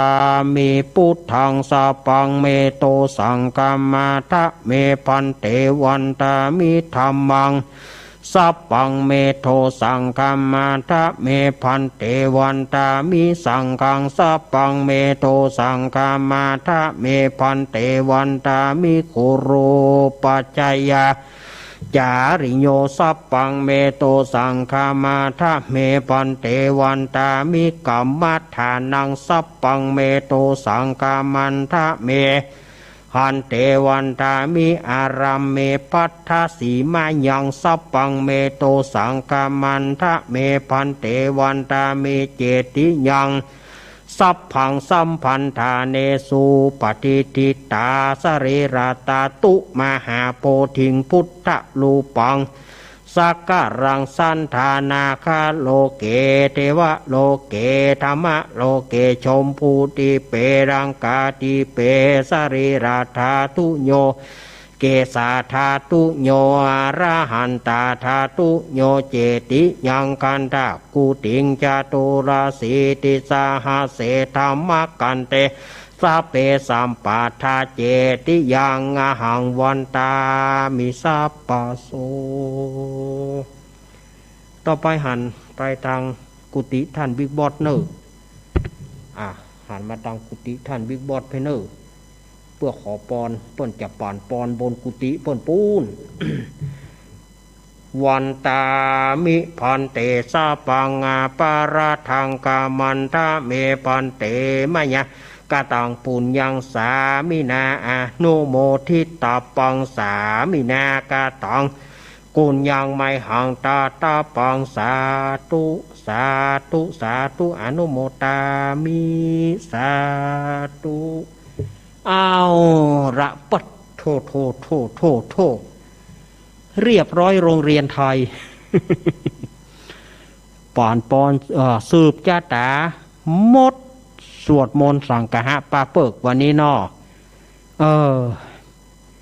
วันนี้เอาบ่าววยบ่าจ้าตัวไหนเอาววยล้ำกับมันววยแต่มันอิดแต่เฮาก็ก้อยเอาถ้าบ่ใส่หน้ากากก็ยังแควนน้อยสถานญาติโยมมันก็จะไปววยก็ได้ถ้าใส่หน้ากากมันก็แร่งได้แร่งอึดอัดอยู่ฮะแล้วเฮามาว่าไปแถมอิด สถานญาติโยมอดเอาปล่อยเปิ่นบอกว่าเปิดหน้าได้เฮาก็เปิดหน้า สถานญาติโยมว่าก็เนี่ยใดมานอบมันกดเปิ่นมาอย่างอี้ก็ต้องทำตามอย่างอี้เสียงบ่ม่วนนะท่านอาจารย์ก็เนี่ยใหญ่มันบ่เจ้าว่าญาติโยมบ่ม่วนคนเดียวอาตมาเนอะก็บ่ม่วนนั่นเนาะเจ้าว่าอาตมาจะม่วนอาตมาเนอะก็อึดอัดไปบ่น้อยกว่าญาติโยมก็เนี่ยใหญ่มันเนาะมันอย่างว่านะกันเนาะเฮาบ่ใส่ก็เปิ้นใส่มันก็น่าเกลียดว่าเปิ้นฮื้อใส่เนี่ยบ่ใส่ก็เดี๋ยวเปิ้นจะไปฟ้องหาหมอก็เดี๋ยวเปิ้นจะไปฟ้องหาหมอฐานที่บ่ใส่หน้ากากเปิ้นใส่กันเนี่ยบ่ใส่มันเดือดร้อนถึงขึ้นถึงร้องฉะนั้นก็เปิ้นฮื้อแย่งได้เฮาก็เนี่ยอันอดเอา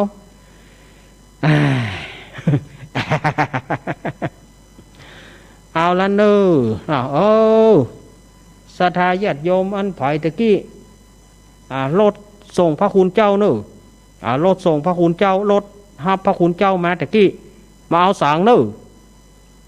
รถที่ฮับพระคุณเจ้ามาสวดมนต์ตะกี้มาเอาสังจ้ามได้เนอเจ้าหาย จ้ามได้จ้าสังหายเนอมาเอาวยมาเอาวยรถไผ่ตะกี้มาส่งพระคุณเจ้าตะกี้รถไผ่มาฮับพระคุณเจ้าเอาสังมาเอาสังขทานจ้าหาย จ้าหายนู่หามหูเรื่องนู่ เล่นกันไปเนอะสถานญาติโยมอันนี้ก็เป็นคำถามแม่เนอะอาตมาจะตอบคำถามเฮียก่อนเปิ้นถามว่าท่านอาจารย์คำว่าเก้อมันหมายความว่าอะไรหยังคำว่าเก้อในที่นี้มันเป็นกรรมยืมเฮายืมมาจากกรรมของภาคกลางกรรมจากไทยภาคกลางคำว่าเก้อมันบ่ได้เป็นกรรมเมืองนะคำว่าเก้อในที่นี้ก็คือว่าเปิ้นมีงานสมมติเนาะเปิ้นมีงานแต่งงานไปเปิ้นประจัดงานสักกรรมไปเป็นเจ้าเฮ่ออยู่หั่นเนี่ยใดกับใบอย่างใดเหลียวหน้าไปก็อายเฮ้เปิ้นเฮ่อว่าใดกับใบจ้างจะว่าจะปิกกับใบจ้างปิกจะไปกับใบจ้างไปค่าแทรกแผ่นดินหนีนะเพราะว่าไปเก้อสมมติว่ามาเฝ้าอยู่ที่นี่กับเนอแล้วเปิ้นเกิดบ่มีงานเปิ้นคนอื่นมาเหียเก้อไปล่ะอันนี้คือคำว่าเก้ เก้อกับเคอเนี่ยมันก็ไอคล้ายๆผีตัวเดียวกันนะคล้ายๆผีตะลอกอะแต่ว่าเคอนี่มันคือมันคำว่าเคอของกำเมืองเขานี่มันยืนเจ้าเคอน่ะคนนั้นอย่าอันว่าเย่ใดกับจ้างเนี่ยไปทางใดกับจ้างเนี่ยเตียวกับเตียวบอกให้ก็ให้บอกให้หัวก็ให้หัวบอกอันนั้นไปเคอยืนเคออย่างนั้นน่ะก็น่าว่านะ เคอกับเกอมันก็ความหมายมันก็คล้ายๆกันแบบเปิ่นบอกหึ่งเปิ่นบอกงานหึ่งเฮาอ่ะแล้วเฮาไปไผบอกขึ้นมันมาเกอบอกหึ่งอย่างสักอย่างเนอะฐานที่เฮาตัวมจะไปแค่ขับเจินเนี่ยไปเกอบ่ได้ไปยืนเคอห้ามได้นะความหมายมันก็อย่างนี้เนอะความหมายมันก็ประมาณนี้นะนี่ก็เสริมความรู้ของลุงหนุ่ยสันติธรรม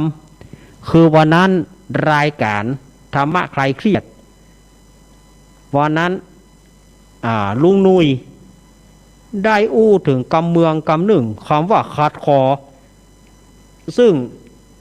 อาตมาภาพแล้วก็อาจารย์ทวัตช่วยกันตอบแต่ว่ามันก็ยังบ่ละเอียดแต่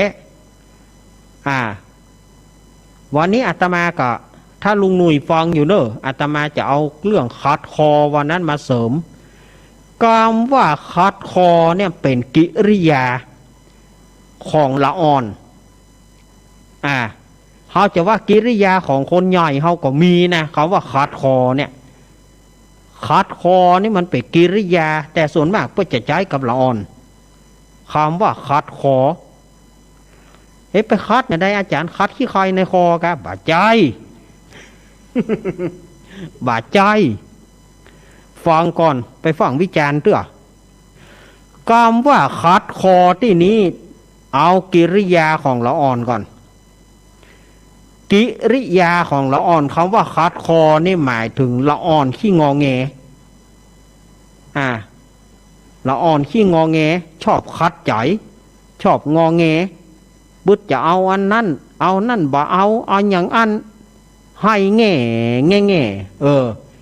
อันใดก็บ่ถูกใจอันใดก็ให้แง่อันใดก็บ่ถูกใจอันนั้นเพิ่นเขาว่าคัดคอ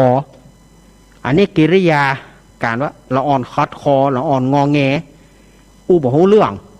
อย่างใดก็ได้บ่ล่าก็ได้บ่นายก็ได้โตะก็ได้จุก็ได้คู่ก็ได้เป็นมือหวดก็ได้นักกิริยาของอาการคัดคอหรือว่างอแง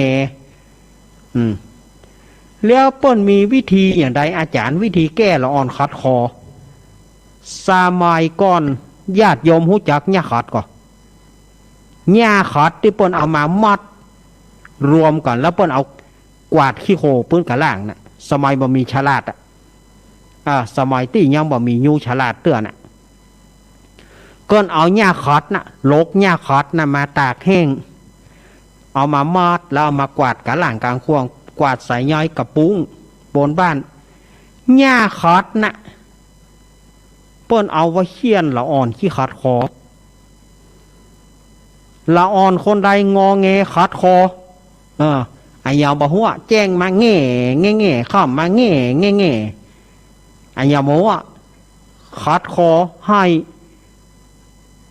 อันใดก็บ่ถูกใจอันนั้นเปิ้นลกหญ้าขัดน่ะฟาดละอ่อนบางคนแต่ก่อนกลัวหญ้าขัดนะกับมันหูเรื่องป่อมันไปทางน่ะลกหญ้าขัดโพดดักปิ้งมันดักอีโดนแต่อันน่ะเกินเอาหญ้าขัดน่ะเคี่ยนละอ่อนขัดคอกะมันมี3ชนิดที่เปิ้นเอาไว้เคี่ยนละอ่อน1หญ้าขัดละอ่อนขัดคอแง่นะลกหญ้าขัดโพดมัดไปรูนหัวเถอะมันต้องบ่ขัดละอันนี้เป็นเคล็ดลับของคนเฒ่าตะก่อนนะการละอ่อนงอแงเอาละลกหญ้าขัดโพดเปิดละมันต้องบ่ถามหามละให้ดักปิ้งหญ้าขัด1อันนี้ไว้ตีละอ่อนจะไปขัดให้ขัดคอเคี่ยนละอ่อนแล้วแถมอัน1ไม้หลาบญาติโยมหูจักไม้หลาบ ไม้ลาบนี่ลักษณะเป็นเหมือนไม้ด้ามเข้าแต่เปิ้นแปลงให้แบนเหลือไม้ด้ามเข้าต่างบ้านอาตมาใจตกปากหม้อเวลาที่เปิ้นป้อนหม้อใจตกปากมันคือปากมันเปียงเสมอกันอันนั้นเปิ้นฮ้องว่าไม้ลาบคล้ายๆไม้ด้ามเข้านะมีด้ามก่อมยังไม้ด้ามเข้านะเปิ้นว่าเป็นไม้ลาบเพื่อเอาไว้ตบปากหม้อตบปากหม้อแป๊บแป๊บแป๊บแป๊บแป๊บเพื่อปากมันเสมอกันเอาตีฝาจีก็คือฝาที่ควบหม้อนะเอาตบเพื่อมันแบนได้ขนาดปากหม้อนะเพื่อเอาไม้ลาบนะก็เอาเขี้ยนละอ่อนเหมือนกันละอ่อนดื้อเขี้ยนเพื่อมันลาบลาบเนอะลาบนะลาบเนอะละอ่อนไปลักของเปิ้นก้าละอ่อนไปปะดีบดักเขี้ยนลาบเนอะเอาไม้ลาบนะหวดลาบเนอะลาบอันนั้นเป็นไม้ลาบถ้าตั้งบ้านอาตมายังมีอยู่ที่ศูนย์ป้อนหม้อบ้านอาตมามีนะไม้ลาบไม้ลาบเพื่อเอาไว้ตบปากหม้อที่ศูนย์หน้าวัดศูนย์หน้าวัดของอาตมามีไม้ลาบไปถามว่าอันใดไม้ลาบไปถามช่างป้อนหม้อเพื่ออันใดไม้ลาบเพื่อถึงบอกอันนั้นเพื่อไว้ตีละอ่อนลาบเนอะลาบเนอะแล้วก็แถมอันหนึ่งขาจอม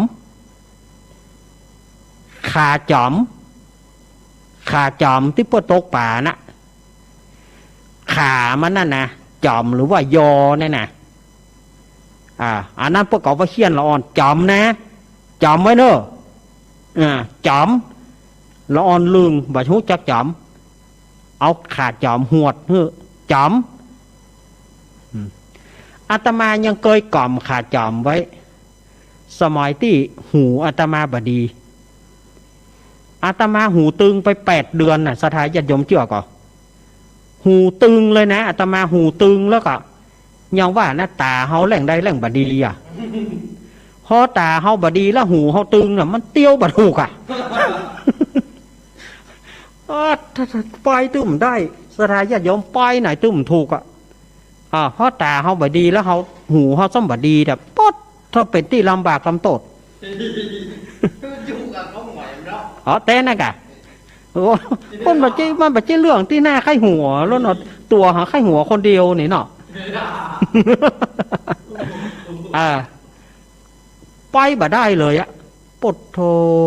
ก็จะไปมันดึงปุ่นมันดึงลงไหนบอกว่ากลางตรงกลางแนวไปหมดเขาบ่ต้องเอิ้นตั้งหลังเนอะเอิ้นตั้งหลังตึ้งได้ยินเขาโวกตั้งหน้าก่อนโหล่นโวกตั้งหน้าก่อนจะไปไหนไปอย่าปุ่นบอกหูมันตึ้งหูเลยไผจะไปอ้วนตั้งหลังถ้าได้ไปแล้วนะเอิ้นตั้งหลังนะตบมือฮึดตึกป้าตบมือมันได้ไงเขาต้องโหล่นโวกหน้าก่อนผ้าน้อยก่อนตั้งหูหรอโหล่นโวกหน้าเฮ้ยจะไปหน้ามันต้องไปมันถูกอาตมาพี่ตายป้อบุญป่อพี่หนานพลนี่นะป้อบุญทนคัดเนี่ยเปิ้นเอาขาจอมมาฮึกก่อมไว้นี่เนอะฮึมันจอมเนอะขาจอมนี่นะอาตมาได้ก่อมขาจอม8 เดือนกันนะสถาญาติโยมเพราะว่าป่อพี่หนานพลป่อลุงหนานพลอาตมาหูบดีเนี่ยสถาญาติโยมหูบดี8 เดือนน่ะสถาญาติโยมเจื่อกับปี35นะ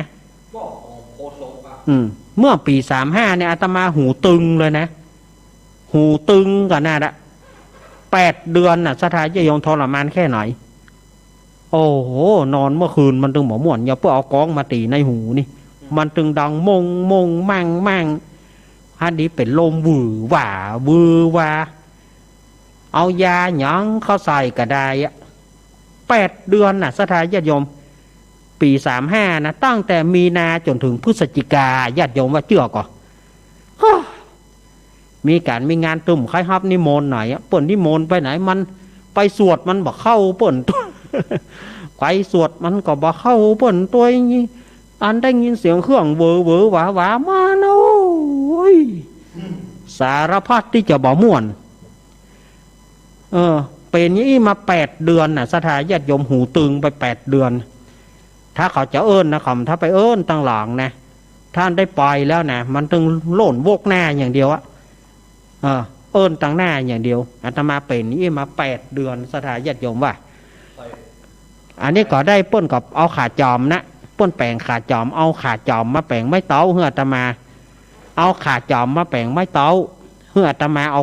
แกว่งไปแกว่งป้นแปลงขาจอมเฮือเอาขาจอมเนื้อมันจอมดีอย่าทรมานขนาดสถาญาติโยมยุคปี35 8 เดือนเต็มๆอาตมาหูตึงโอ้เน้นน้อยขอตึงหูแล้วหรอเน้นน้อยขอตึงว่าก่อนปล่อยแล้วนะมาเพื่อก็เนออย่าเปิ้ลนิมนต์นะนี่มันจะเหมือนได้ยินเน้นน้อยเขาหล่นบวกแน่ก็เปิ้ลนิมนต์ปูนตั้งหลังมันต้องสุมาเตอะขอสุมาสถานญาติโยมเนอะอู้กรรมอีคือมานะมันเป็นคนเหงาไปกรรมหนึ่งอ่ะเป็นคนเหงาไปกรรมหนึ่งอ่ะเป็นคนเหงาไปภาคหนึ่งอ่ะมันหนุ่มหูอย่างอ่ะไอ้หน้าเฮานี่นะมันตึงขลึงตึงว่ะหน้าเฮานี่นะมันตึงขลึงตึงเขาตึงหูหน้าเฮาแล้วหรอมันตึงตามันแสนที่จะบ่ม่วนนั่นน่ะก็เป็นมาได้8 เดือนกับสถานญาติโยมว่าปี35อาตมาว่าหูอาตมาหนวกตลอดกาลแล้วตึงตลอดกาลแล้วก็มันก็คือหายก็รู้เฮ้ยโยมมันหายคนเดียวมันนะยาก็ยอดพอขี้ขันจะซื้อยาละบ่ซื้อบ่เจ๊ตายจังแห่มันได้เองกันเนาะบอกว่าจ้างยังไงหรอตายมีกับยาหยอดหูสายยาหยอดหูซื้อมากับยอดเสี่ยงบ่เสี่ยงเป็นเนี่ยขวดกล่องเนี่ยมันก็บ่ย่างแควนในจ้างแห่มันได้ไหนก็ไหนเอาบ่หูก็นวกตาก็บอดเอาละนี่เนาะพอมันละเอายอดคนเดียวกะคนต้องมีฝาหรอเขานอนเงี่ยงข้างนอนสะแกงไงกะเอาหยอดแยบแล้วก็เอาสำลีเขาอึดไว้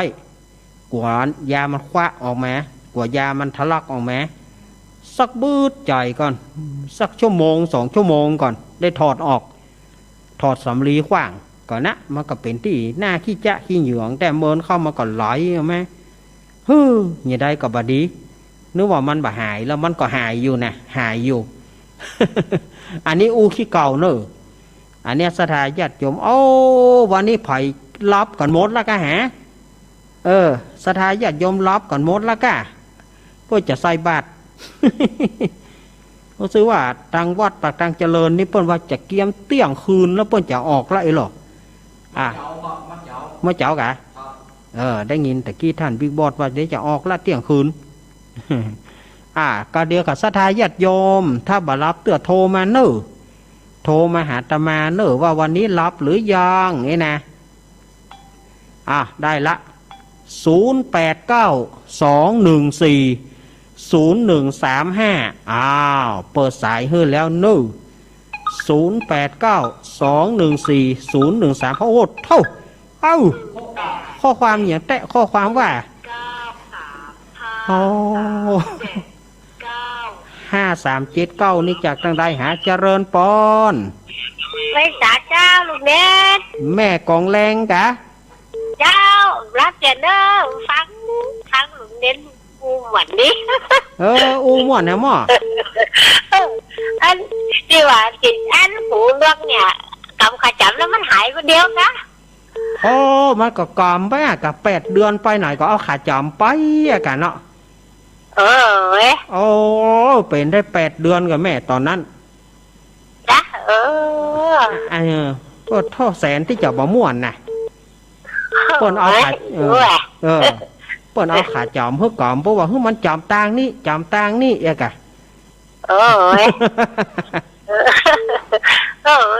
นาบูเดี๋ยวน้องหายแล้วเนาะมันก็คือหายมาอยู่เฮ้ยอายุตะใดฮะตอนนั้นอายุ24บ่ม่วนไปเกือบปีคุณคนกับฟอร์มหันน่ะกะแน่หน้ากะเนาะแม่กองแรงเนาะคุณจึงหายครับครับเป็นกำลังใจเนอะขอบคุณแม่กองแรงเนอะสวดคำหวันได้ฟังเน้นกันตึ้งน้อยรับสาธุเป็นอย่างเนอะเป็นกำลังใจเนอะขอบคุณแม่กองแรงสาธุแม่กองแรงห้วยน้ำเย็นจ เจ้าอำเภอน้ำเย็นนะอำเภอเมืองปัดจังหวัดลำปางบ้านแม่กองแรงนี่เปิ้นตึงบ่ฮ้อนเพราะว่าจื้อเปิ้นห้วยน้ำเย็นเปิ้นบ่ฮ้อน ฝนตกพอร้อนเนี่ยว่าก็ว่าเอออ้าวอยู่ดีมีสุขเนอะแม่กองแรงเนอะเจ้าไอ้สาเจ้าขอบคุณแม่กองแรงเปิ้นบ่ฮ้อนเพราะบ้านเปิ้นไปห้วยน้ำเย็นไปฮ้อนจะได้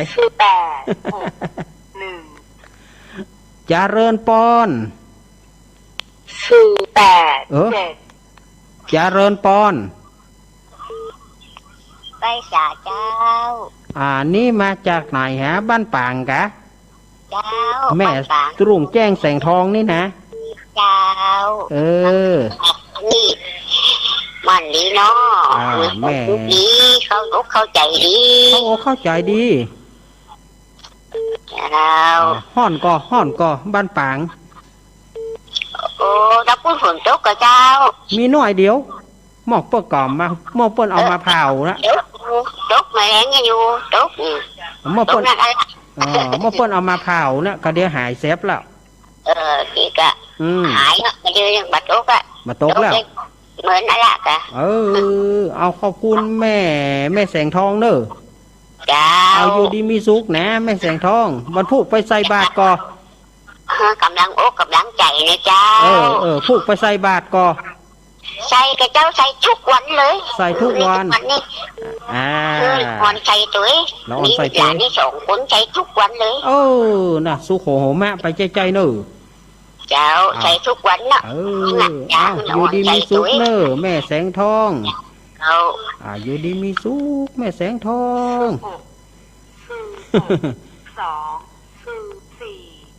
สถาญาติโยมก่อนโทรเข้ามา2771นี่จากทางใดหาเจริญปอนกาเวสาเจ้าลูกเอ็นแม่มาลัยพัฒนางานอำเภอดอกคำใต้จังหวัดพะเยาเจ้าแม่มาลัยอีเนาะเจ้าอันอย่างเนี่ยเปิดพัดลมกะโว้ว่าฮะจับพัดลมเจ้าน่ากะว่าอันอย่างโว้ว่าฮะน่ะตัวลมล่ะพัดลมเลยเนาะลูกเน้นถ้าว่าบอกไปว่าต้องใส่บาตรตั้งตลาดเปิ่นบิณฑบาตกันใส่บาตรได้ก่อนได้หมดขณะเปิ้นไปตู้เจ้าเปิ้นต้องไปตู้เจ้าอยู่หั่นแล้วแม่ใส่เตอะเจ้าแม่นึกว่าต้องเข้าไปการกันเข้าที่วัดพ่อแม่ถึงจะได้หมดขอเพียงว่าเอ่ยชื่อของเปิ้นขออุทิศบุญให้เปิ้นถึงได้หมดแม่เจ้าเฮาบ่ได้ไปก็เป็นหยังไม่ได้น้ำมนต์แล้วนะได้น้ำมนต์แล้วเนาะน้ำมนต์ของเน้นนะคะเอาพรมหัว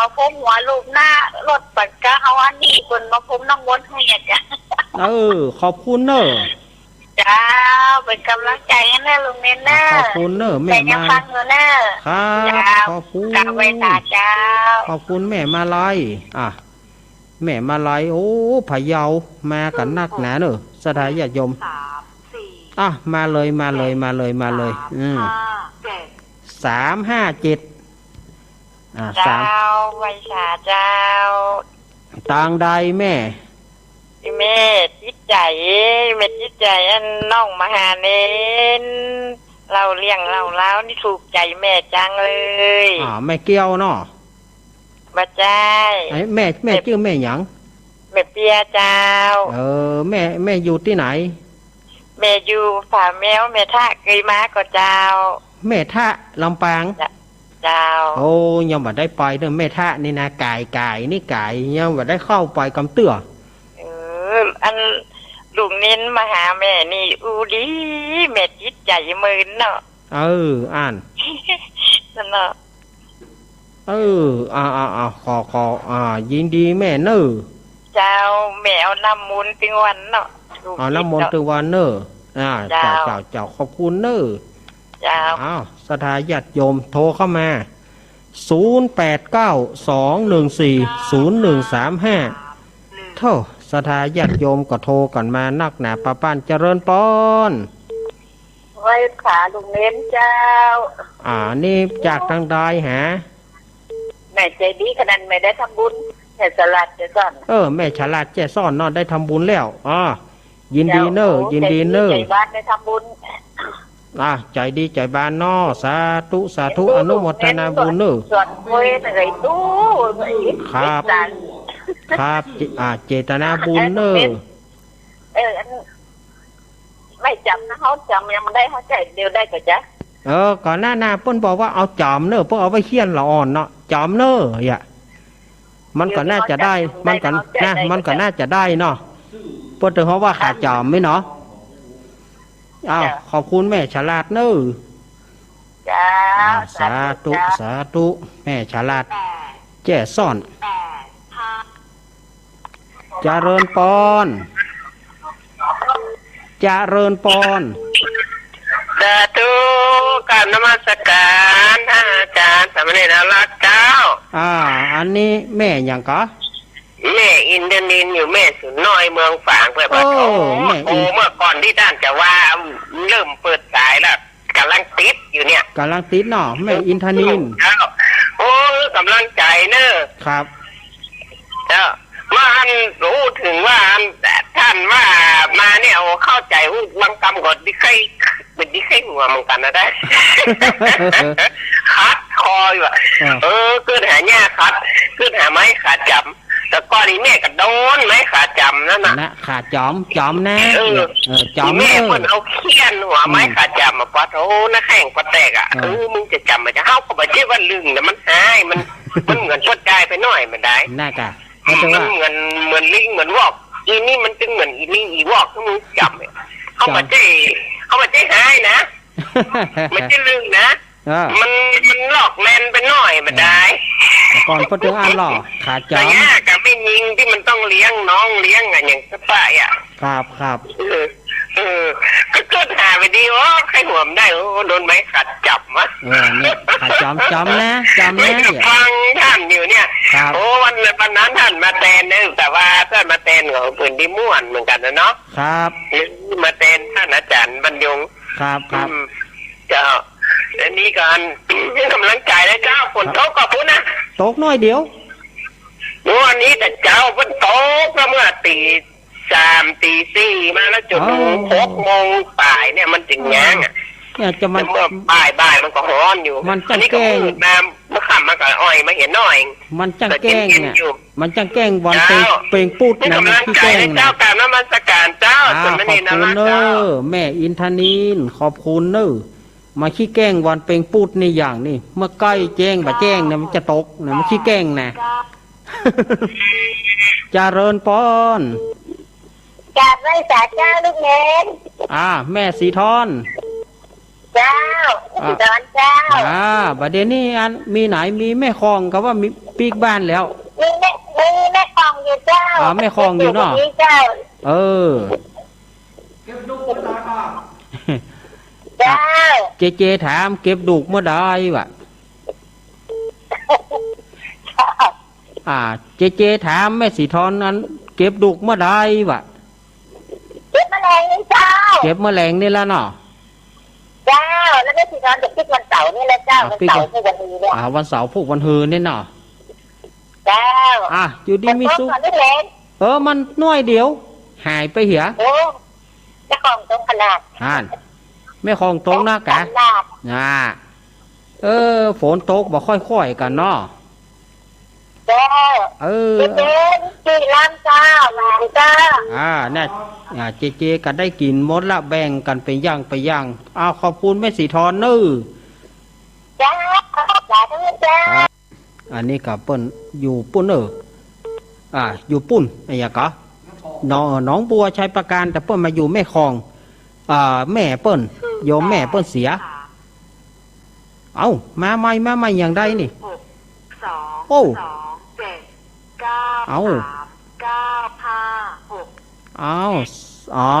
มาละโยมปี่เฮาเจ้านมัสการเจ้าครับมาแล้วตี3 รอบละตี3 โมงก่อน3 รอบแล้วมันรู้ไปเป็นยังรอได้กะเจ้ารอได้กะของเฮายังติดรถพอรายการเฮาเนี่ยเขายังอดทนแน่น้องครับ มีหมูกี่เครื่องบ่ เอามันต้องติด สวัส อัน ดี ใด เจตัวน้อก็ต้องหาเนาะ เนี่ย เจ้าก็ต้องหาว่าความก็ต้องหาเจตัวให้เจ้าสวัสดีเจ้า ครั จะมา บ เงินเจ้า ครับ แต่ว่าผมเข้ารายการได้ เจ้า แต่ว่าเจว่าแต่ว่านี่บ่โทรเข้ารายการนี่หรอแต่ว่าหมดแรง น่ากายอ๋อแต่ว่ากะ ครับ แต่ว่านี่รับยอมภาพเลยรับเจ้าว่านะครับ ยอมภาพเลยว่ารับ เจ้า อ่ะไม่เป็นไรบอก ขอ เป็น โทษ นะ ขอโทษเนอะ บอกเป็นนะ เจ้าสวัสดีเจ้า ครับมาแล้วดอนตาลแม่ริมพี่พิสมัยวิไรศักดิ์นี่ก็มาแล้วเนอะแม่ริมดอนตาลจะเริญปอน แต่ว่าสาจ้าถ้าจะเน้นรัก แม่พลอย เอ้า แม่พลอย แล้วพอยฟังอยู่เนี่ยตั้งแต่เปิดรายการเลยพอยโทรเนี่ยกาติดบัดเดียวเนี่ย ติดสองเสือแล้วมันหลุดไป ติดแล้วก็หลุดไปเนาะ โดน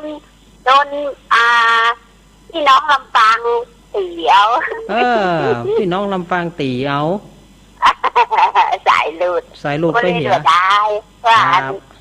ต้องฟังอันแม่กล่องแรงเพิ่นเนาะ น่ากะ เสียงเพิ่นหวนดีเสียงเพิ่นหวนดี แม่กองแรงนะก็เกิดเมื่อค่ำ เจ้าเกิดเลยเกิดให้เข้า ว่าเล่นกันเอาม่วนบัดเดเนอร์สถายญาติโยมไปถือไปตือกันเนอ เจ้าแล้วพอได้น้ำมนต์เรียบร้อยแล้วเจ้า ได้แล้วเนาะ เจ้าได้ครบหมดละมัดมือได้น้ำมนต์ได้ครบทุกอย่างนะเจ้า ยินดีนักขอบคุณนักเนอแม่พลอยเนอ เจ้า ครับ เอาไว้จ่าเจ้าสวัสดีครับน้องเจครับครับเจก็อันยินดีแม่พลอยเนอนี่ล่ะ 82894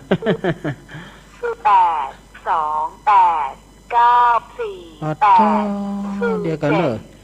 8075นี่จากทางใดหาเจริญปอน เอ้ยไม่ค่ะเจ้านี่ จากทางใดหา แม่ฟ้องเจ้า แม่พ้องแม่จันฟ้อง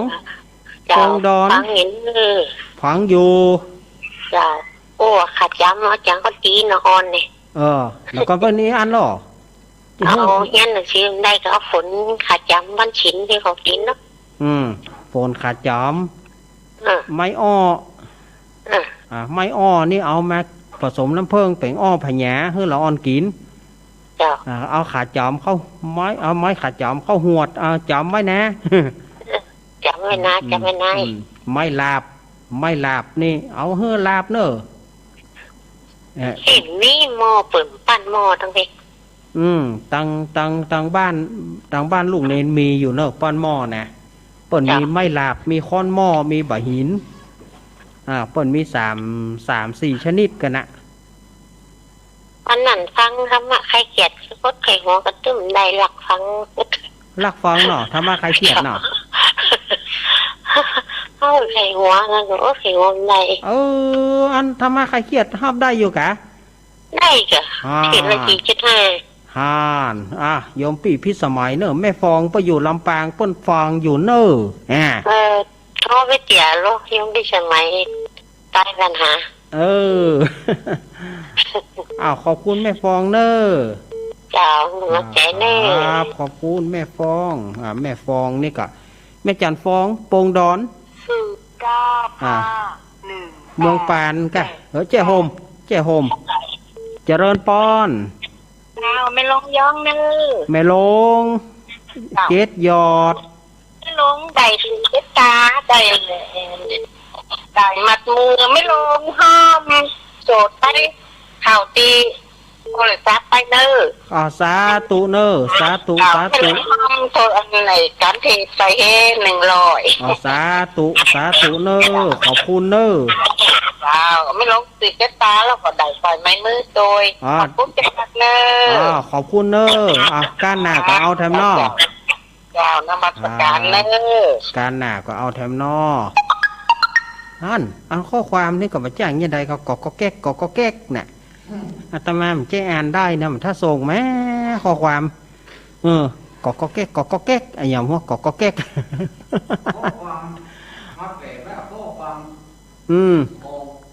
ของคนที่มันโตปกตินั่นนะกระทูกันนะเจริญปอนจากเจอลูกแม่จากทางใดแม่แจงหัวรินต่างเจ้าแจงหัวรินเนาะแม่จันสีแม่จันสีโอ้ยเอ้ย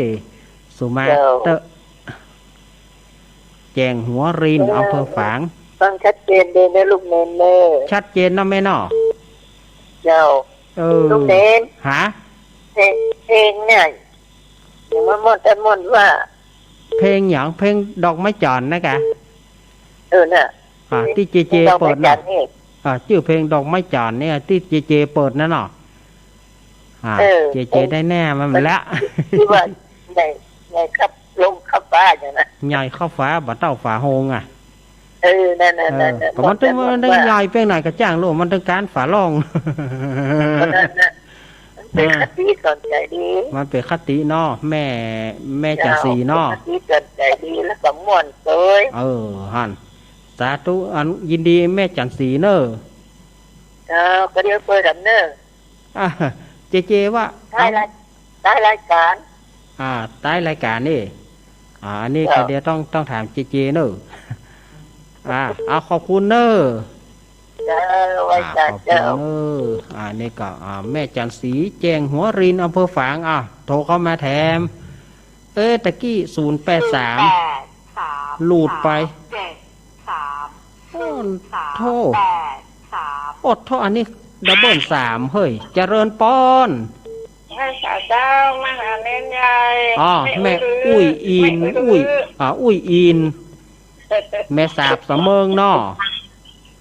ตัดเหมือนเนอะติดยากกว่านี้ติดยากเนาะคุณเจ้าที่เขาเร็วแบบนี้เลยเนี่ยฝนตกนะสมองฝนตกอยู่เนอะเสมิงนะฝนตกเย็นหน่อยเย็นแล้วเนาะจ้าจุ่มเนื้อเย็นใจเนาะเมื่อคืนนี้มันถ้าจะเป็นฟ้าเป็นฝนเนาะเขาหาตู้นอนมันได้ยินเสียงแล้วครับไอ้ตาเป็นกำลังใจเนอะคนฟังจัดไหลเนอะเน้นขอบคุณแม่อุ้ยเนอะคนฟังจัดมาเท่าหรือฟังอยู่หลายคนอยู่เนอะยินดีนักเนอะจ้าอุ้ยอินปุ่นเนอะแม่สาบเสมิงแม่สาบนี่แต่ก่อนเคยได้ยินชื่อของป้าน้อยอ้ายย่ามโนที่เปิ่นจ้างแต่งข้าวมาหาป้ออำนวยเจือนะบอกว่าเปิ้นยังมีชีวิตอยู่ก่อนเนอะป้าน้อยอ้ายยะมโนเจริญปอนติดแล้วกับไอ้สาเจ้าลุงเล่นจากทางใดจากแม่เจนจิราบ้านปินเจ้าแม่เจนจิราบ้านปินอำเภอดอกคำใต้จังหวัดพะเยาฟังลุงเล่นฟังลุงเล่นว่าอะไรก็เขาดิ้นเป็นน้ำเข้ากลางเป็นแม่น้ำใหญ่แม่ชอบฟังที่ว่าตะกี้เนี่ยว่ามันอยู่ในบทธรรมใจยะสังกหะอย่าแม่น้ำการเรื่องวันที่รู้มาตอบฟังแล้วเจ้าลิ้นกูเป็นน้ำเข้ากลางกูเป็นแม่น้ำใหญ่จอกออกไปท่วมหัวผีตายนะกะไปลิ้นกูเป็นดาวเทียนข้าใต้พื้นฟ้ากูบอกกัวสังอมสัมปโตมังสวหายเขาลิ้นเป็นน้ำเข้ากลางเป็นแม่น้ำใหญ่น่ากันเนาะอันนี้เอากระถาจากในธรรมมาเนอะเจ้าในกระจังจำมาโลกระถานะครับเอาขอบคุณแม่เจนจิราครับเจ้าขอบคุณนะใช่กับ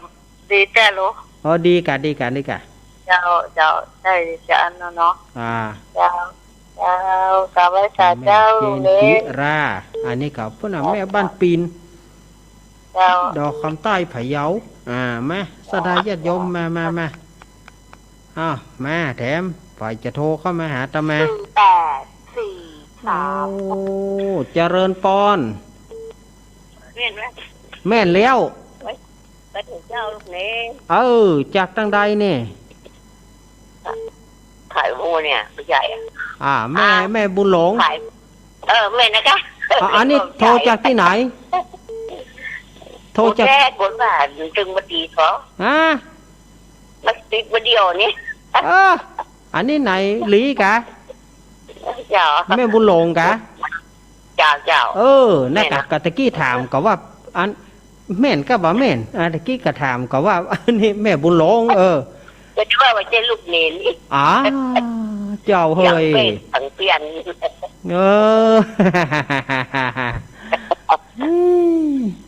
ได้น้ำมูลแล้วเด้อได้น้ำมูลแล้วเด้อขอบคุณนักเน้อแม่บุญหลงอยู่ดีมีสุขนะเจ้าฝนตกก่อนลิฝนตกก่อนบ่มีฮ้อนนะมั้งวันคนว่าวันใดบัวมันตึงตกแน่นอนว่านะเอามาเพิ่งเด้อครับขอบคุณเน้อขอบคุณแม่บุญหลงเน้อศรัทธาญาติโยมอาตมาจะเฮื่อมสายเดียวเพราะว่าเวลามันจะหมดละ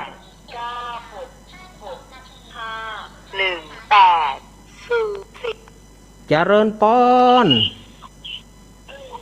เจริญจากทางใดแม่สายเช่แม่เกี้ยวเนอะแม่เกี้ยวเนาะแม่เกี้ยวพญาสมนั่นนะแม่เกี้ยวพญาสมนะหนองอ้อหนองอ้อหนองอ้อหนองอ้อเข้าเด็กอาบน้ำเด็กวันนี้ได้ยังบ่ได้ยังสักครั้งเธอมาเปิดฉายแล้ววะปวดโถกินข้าวเด็กแต่เด็กว่าเมาเพียวขี้คูอยู่ว่าเป็นยังเนอะวันพูกไปใส่บาตรก่อพูกไปใส่บาตรเห็นเนอะอันวัดบ้านเฮานี่เปิ่นบาตักบาร์แบบได้ยินแกประกาศเลยเปิ่นประกุ้มมาเฮาก็ไปถ้าว่ามีโอกาสก็ไปซักเข้าเห็นเนอะอันจังเท่นี่คนจ้างคนตกโตเอาเนาะหลังคาบ่ใช่วันพูกมันเป็นวันสำคัญบ่ได้เฮาก็ไปซักเข้าเห็นคำใจแม่ก็แค่ไปอยู่นะก็แล้วแต่แม่เนอะเอาละศรัทธาญาติโยมเฮ้ยอาตมาจะไว้แต่อีเนอะเพราะว่าเวลาอาตมาหมดแล้วอาตมาจะนำรายการอำลาศรัทธาญาติโยมไปเหก่อนวันพรุ่งนี้ใส่บาตรขอให้ญาติโยมได้บุญได้กุศลเหมือนกันตึงมดตึงมวลเนอะอย่าได้ก็เอาบุญเผื่อกันพ่องเนอะศรัทธาญาติโยมวันการหน้าก้อยปลากันใหม่